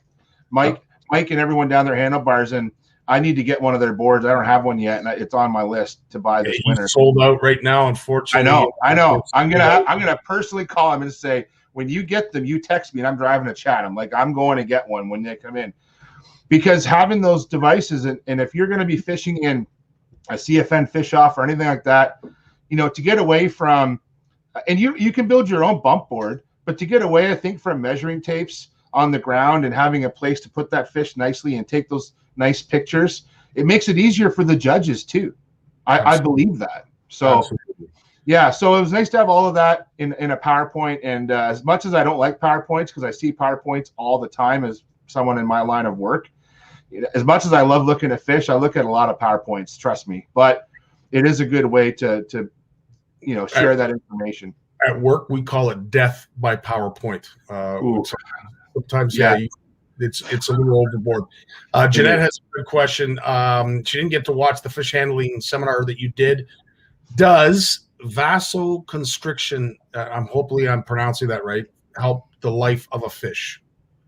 Oh, I don't know what that vasoconstriction. No, I don't know what that is. That makes two of us. Sorry, Jeanette. I was hoping that Jason knew, because that just like one flew over the cuckoo's nest for me. Yeah, I don't know what that is. Vasoconstriction. Yeah, I can't. Send me a message, guys, and I'll look it up. I'll Google as my friend. Well, listen, Jay, thanks, buddy, for taking the time. I know you've been busy. I'm sure you're going to rest up on. What we'll do next week, Scotty, because today was a bit of a rush, right, because of the seminar and everything. So I did get a lot of questions in from CFNers, and I use them in my seminars. The Friday night one was a little bit of a mess. It didn't work out. But you know what? I have everyone's names. I have everyone who asked questions. So next Monday night, let's draw the two Berkeley tackle bags I got sitting over here. We'll do that together. Fantastic, buddy. Okay. Reminded me of that. Some great opportunities for our CFN community thing. Oh, here it is. Okay. I know that. I didn't know there was a term associated with it. Pouring carbonated drink on fish gills that are bleeding. Don't do it. There you go. So it will stop the bleeding, but it's not good for the fish. So there's been some research done on it, and it's not recommended by researchers. And I believe that was by Stephen Cook did that work out of his lab out of Carleton University. And that was in response to some of the articles that came out last year or the year before. I know even Gord Pizer commented on using carbonated drinks. Like, I hear that drinks with like Mountain Dew is better than Coke. There's kind of this kind of thing going on, but it is suggested that is not a good idea. And you know what I'll do? I'll dig up that research from Steve Cook's lab at Carleton, and I'll share it with the CFNers for sure. Right on, buddy. Well, listen, rest up. Thanks so much for doing this. You did a fantastic job this weekend, buddy, and you've made us all yet again CFN proud. Thanks, guys. We'll see you later. Thanks again. Right on. And here is a quick word from our sponsor before we get to Mike.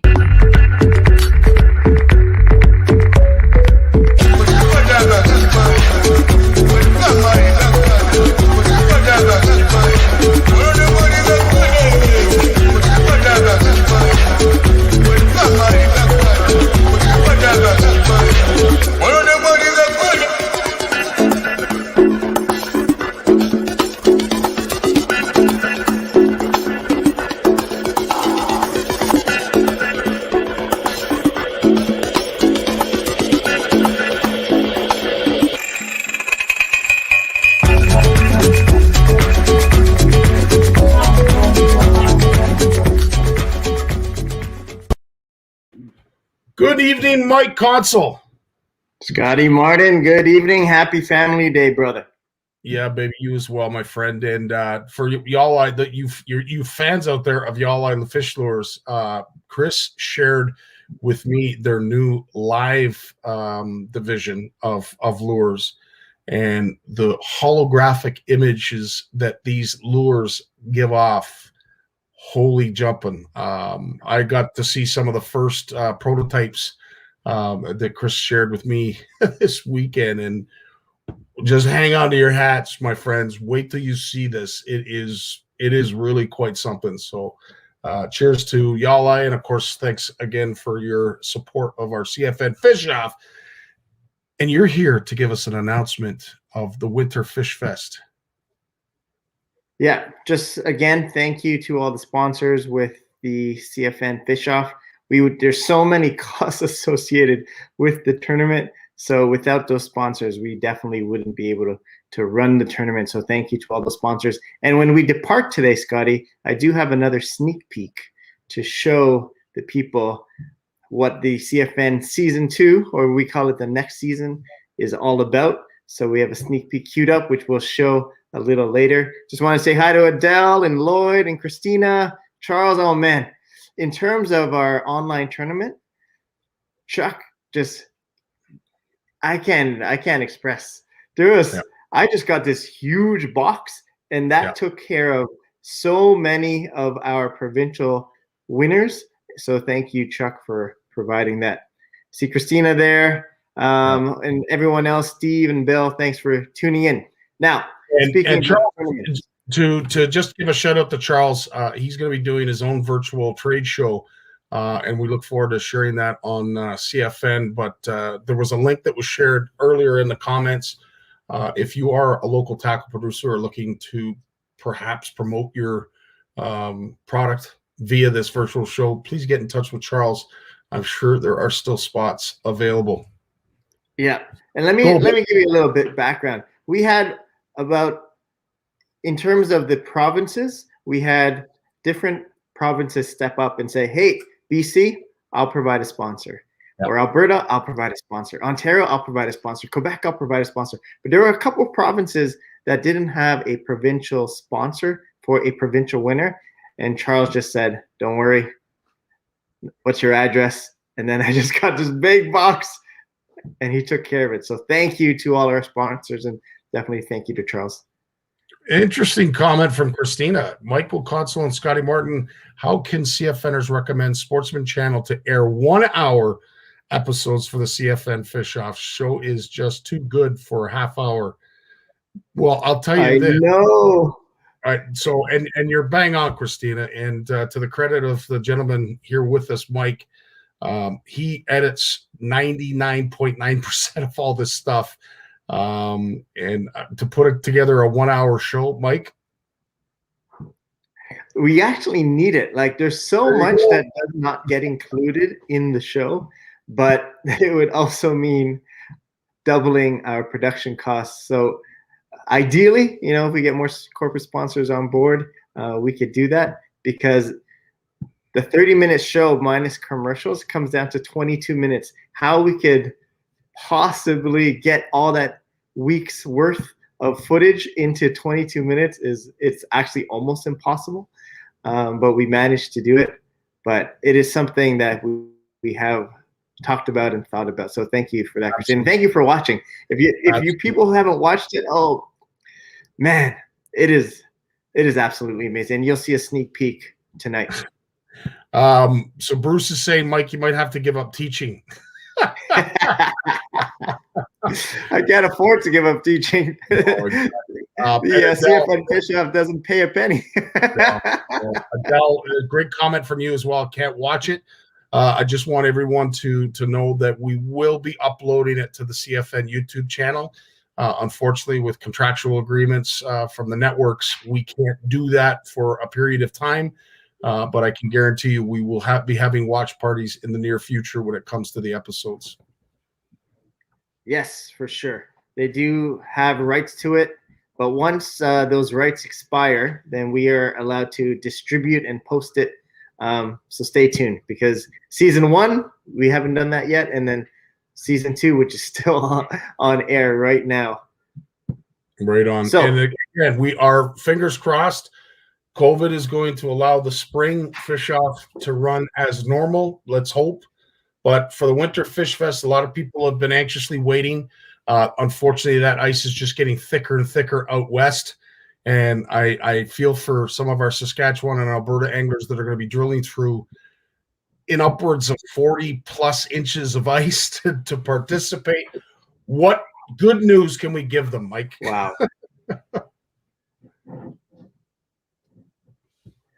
Okay, the good news. Actually, I do have one more thing to say before we get to it. So for those of you tuning in right now, we are announcing momentarily what the rules are, what the start date is, and what the species are for the 2021 Winter Fish Fest. But I got a package in the mail. And the reason why I am wearing this shirt today is one of our sponsors for the TV show as well as the tournament. And there's a backlog in terms of supply. So some stuff, if you are a winner, it's still coming. We're just waiting for that backlog to be remedied. But I did get something. And I purchased this because what we want to do is our sponsors give up so much stuff. So if you have the opportunity to go to our sponsor website or their Facebook page, definitely show their support. So I bought this hat from Tom, and it says Pike Consul. So that's my YouTube channel. And I wanted to support Tom. So I've seen a couple CFN members wear this. And I'm like, Tom, how can I get one of those jackets? And I think, yep, I didn't know if these were the hoodies or if this was the jacket. But it looks like it's the jacket. And I just got to show this. Look at that. Wow. Rise Apparel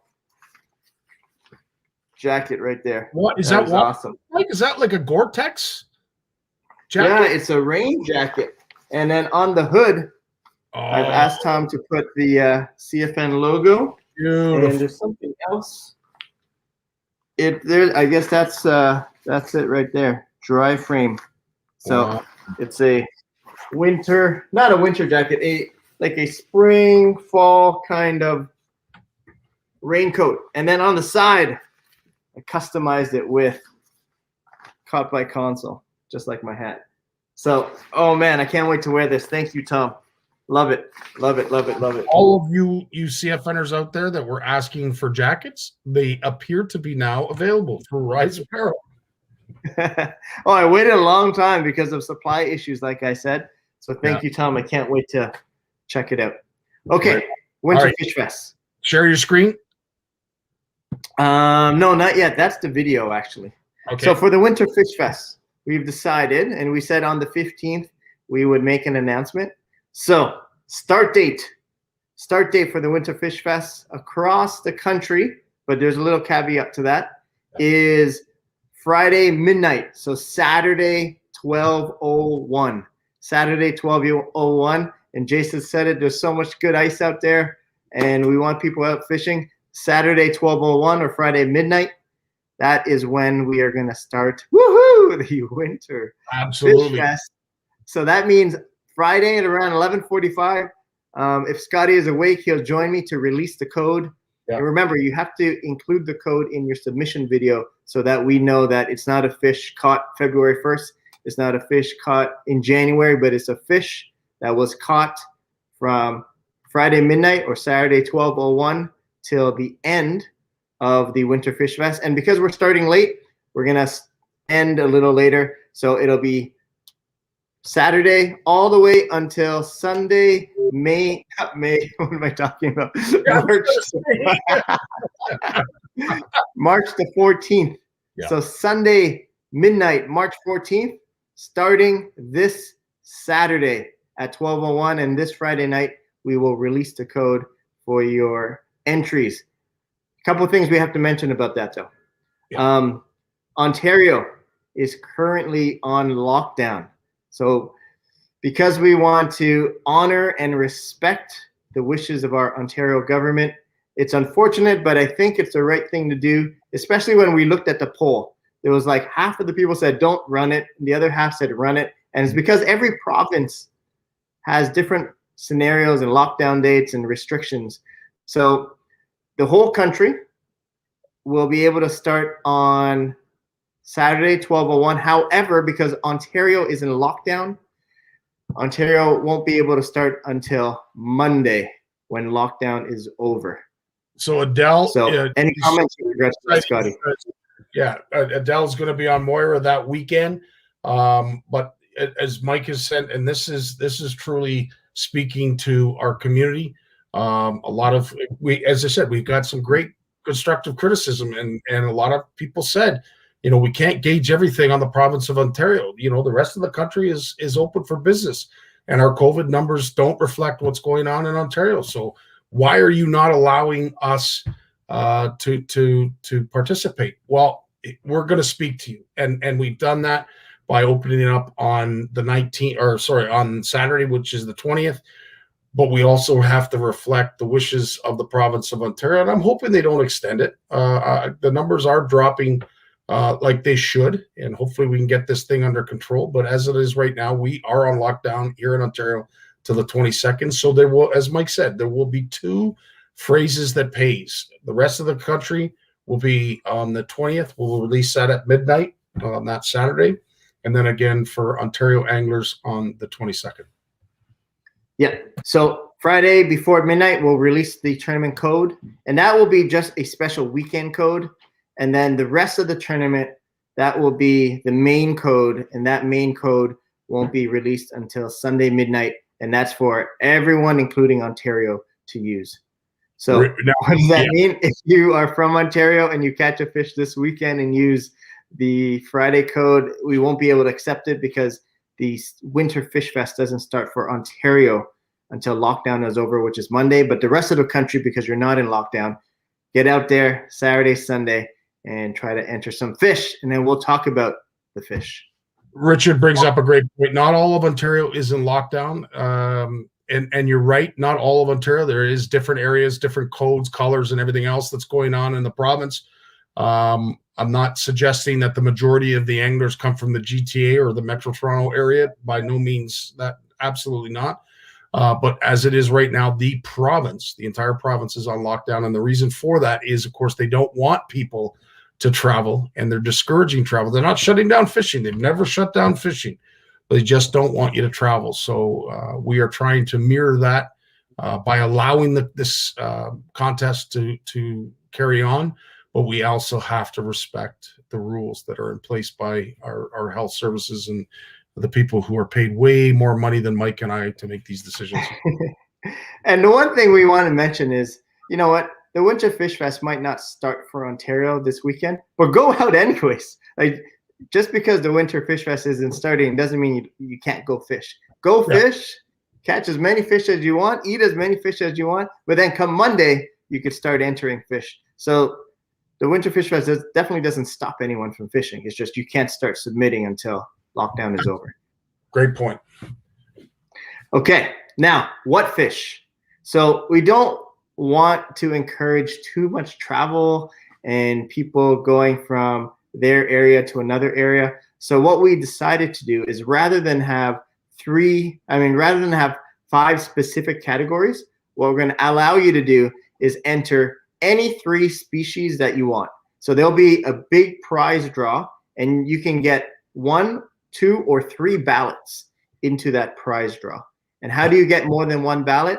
Well, you have to enter 3 different species, and it could be any species. And remember, it doesn't have to be hard water. If you don't have any hard water in your area, like in Toronto, there might not be access to ice, but you can go down to the lake, you can go down to a river, any 3 species. So if I put in a perch, a crappie, and then I go to the river and catch a rainbow trout, there's my 3 species right there, and size doesn't matter. So there's not a size category for every species, but it's just any 3 species to get you 3 ballots.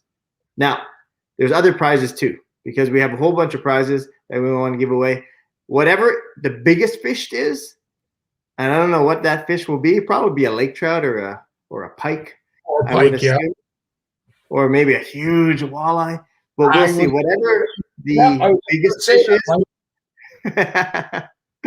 that will win the biggest fish prize. And then whatever the smallest fish is, that will win the smallest fish prize. So 3 ballots into the main draw, biggest fish, smallest fish, and then we do have one special category that Scotty will tell you called the trifecta.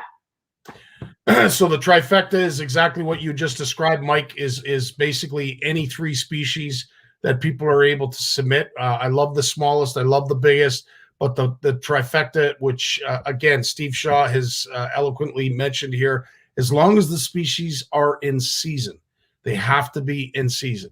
Now, with the trifecta, there is no size requirements, as Mike has alluded to. You can submit any species of any size. and you still receive a ballot. This is basically your ability as anglers to show off your trifecta abilities. Because let's face it, if you're fishing Simcoe, I see a trifecta of a lake trout, a burbot, and a whitefish, and I'd love to see some big fish that get submitted through this Winter Fish Fest. So fingers crossed, and I hope all of you, I wish all the best for all of you. Now, all you got to do is submit your fish. If you put in 1 fish, then you automatically get 1 ballot. If you put in 2 fish, you get 2 ballots. If you put in 3 fish, you get 3 ballots. And then anyone who puts in 3 fish will make sure to pull your name and put your name into the trifecta draw. So there's nothing special you need to do. Just know that if you did put in 3 different species, you're automatically qualified for a second draw, which is our trifecta draw. And hopefully you might win the smallest fish or the biggest fish or one of the draws as well. So that's it. Easy peasy. Look out Friday for the code. And if you're from Ontario or everywhere else, Sunday midnight will be the main code. We will have that weekend code. And if you missed a live broadcast because you're in bed, because it'll be around 11:45 at night, just go to the CFN Fish Off Facebook page and you'll see the pin post there. Remember, there's 2 things you need to do to officially enter. You have to post your video, and you don't even have to measure it because size doesn't matter. However, if you think you have the biggest fish, you got to measure it. And if you think you have the smallest fish, you have to measure it. But any other fish, you don't have to measure it. Try to put it back as fast as possible unless you're going to eat it. Just show the fish, say the code, and then go to cfnfishoff.com and officially enter your fish on the tournament chart. 2 steps, easy peasy. And the 3rd step is have fun. And if you didn't watch the live broadcast, Mike will be putting a great post that details all this important information. Some really cool questions that are coming up. I'm going to probably butcher this gentleman's name, and I apologize, Tobias. He's from Germany, and he would like to enter. Okay. So, we would love you to enter. I know there's some Americans in here and some people from Europe. So you could definitely enter. However, it's just for bragging rights. The prizes that we have, it would be enormous shipping costs to ship it across the ocean. But our prizes are for Canadians, so that, take into account that shipping cost. But definitely post your fish, and we would love to see some of your catches from around the world. Tobias, if you enter and you get a trifecta, if you manage 3 species, my friend, I'll make sure to send you something personally. Tobias, I think it's Tobias. Tobias, there's my personal challenge to you, my friend. Corey out on the Oregon coast, same. I will make sure if you get a trifecta, dude, and those fish are in season, I'll make sure we get you something for participating. Georgie has a trifecta. Georgie's trifecta is a carp, a channel, and a shad. That is a wicked trifecta. If you can get that, that would be awesome.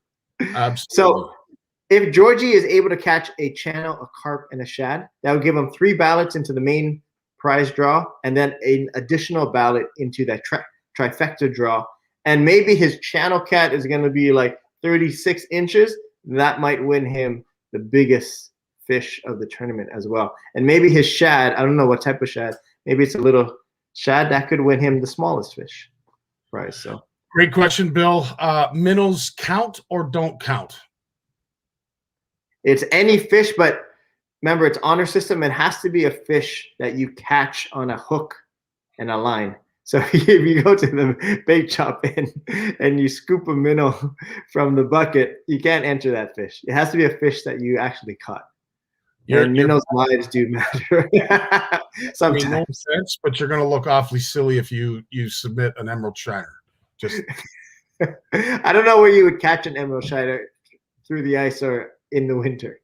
If you did, that would be amazing. There'd probably be some questions. Did you really catch that, or did you get that from the bait shop? But remember, it is honor system, and we trust the CFN members. Now, I will say this: smelt would count, but you have it again. It's honor system. You have to prove that you caught it with a hook and a line and a rod and reel. We all know how some people catch smelt, and that's not necessarily how. But yeah, if you want to submit a smelt and some other, coming out of Lake, they're quite large. So if you do one with a hook line, you can submit it. But just as I said, it is the honor system to make sure that you catch it with a hook and a line and a rod and reel. Do we have to worry about that guy, Moose, if he's going to enter any minnows from a tackle shop? Do we have to worry about Moose? We always have to worry about Moose. Yes.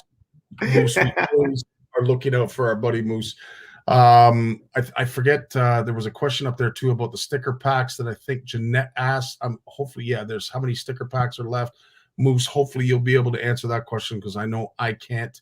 I will. Big Ugly saying that, yes, I know people who catch smelt in the wintertime and jig them through the ice. It is totally possible. And some of them are huge. And probably there's Lakers around at the same time. So Tobias, or how'd you say it, Mike? Tobias.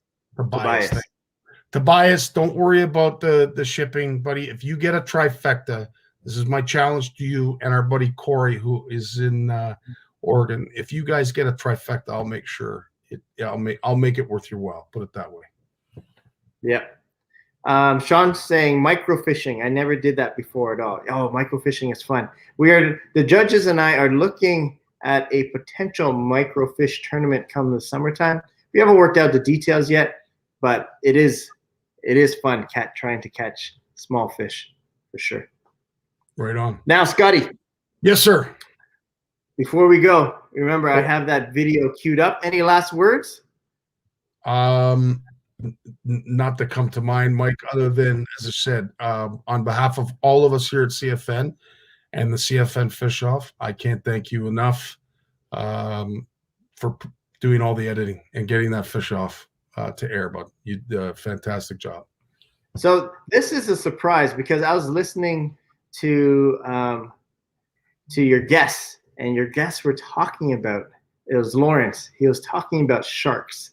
So I was like, maybe I'll cue something up from the CFN Fish Off, which was filmed this year. All right. We are in our last spot for the day.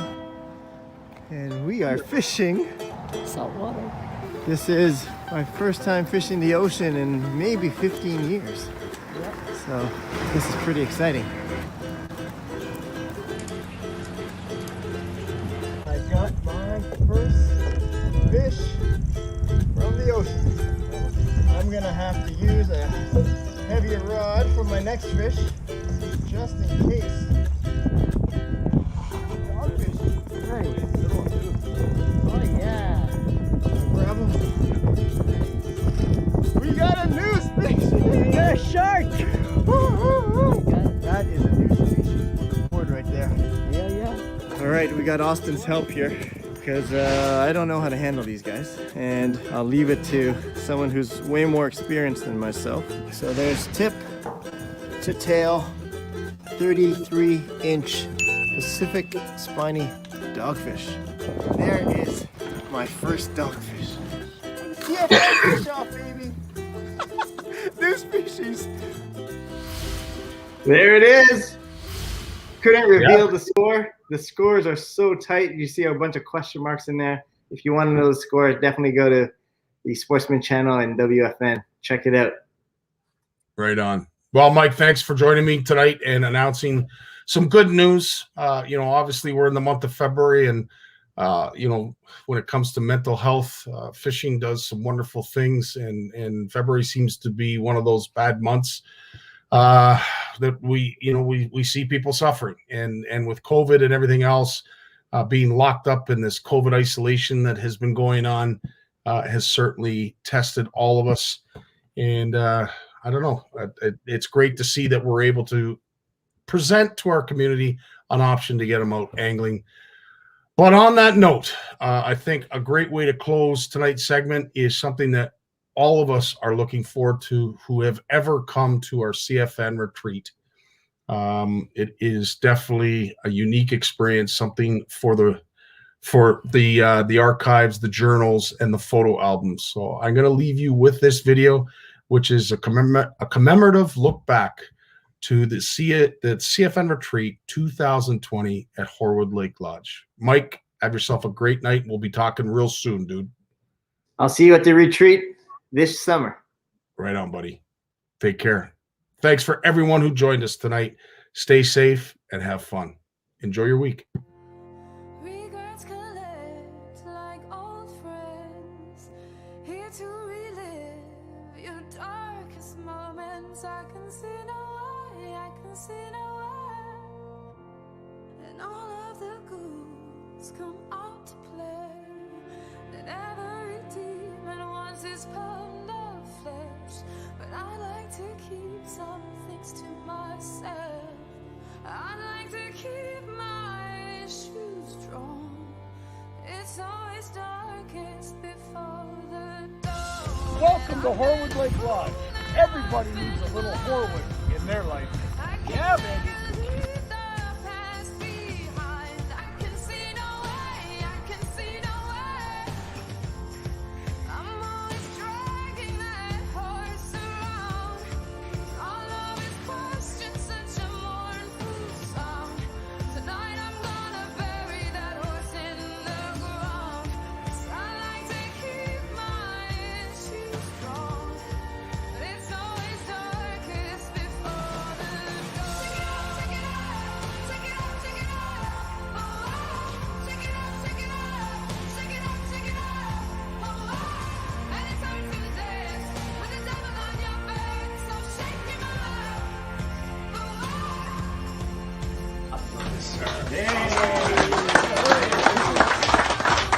Thank you, Horwood Lake Lodge.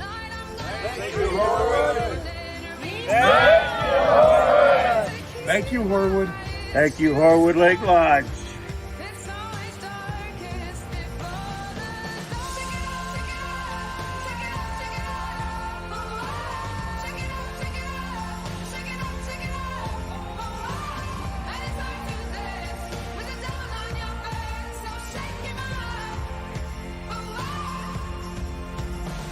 Raise your right hand and say, I do.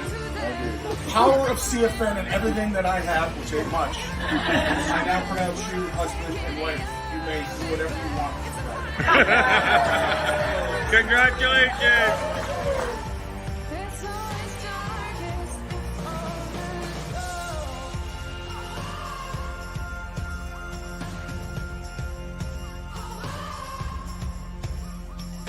Thank you, Horwood Lake Lodge, CFN Retreat.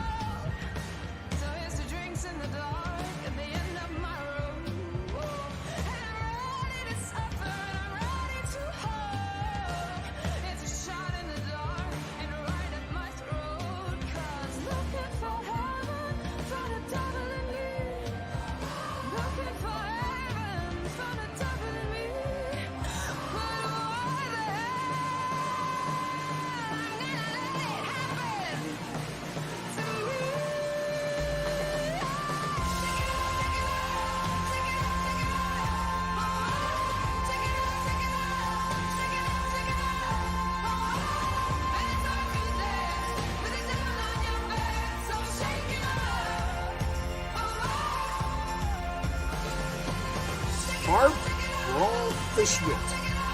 Not here.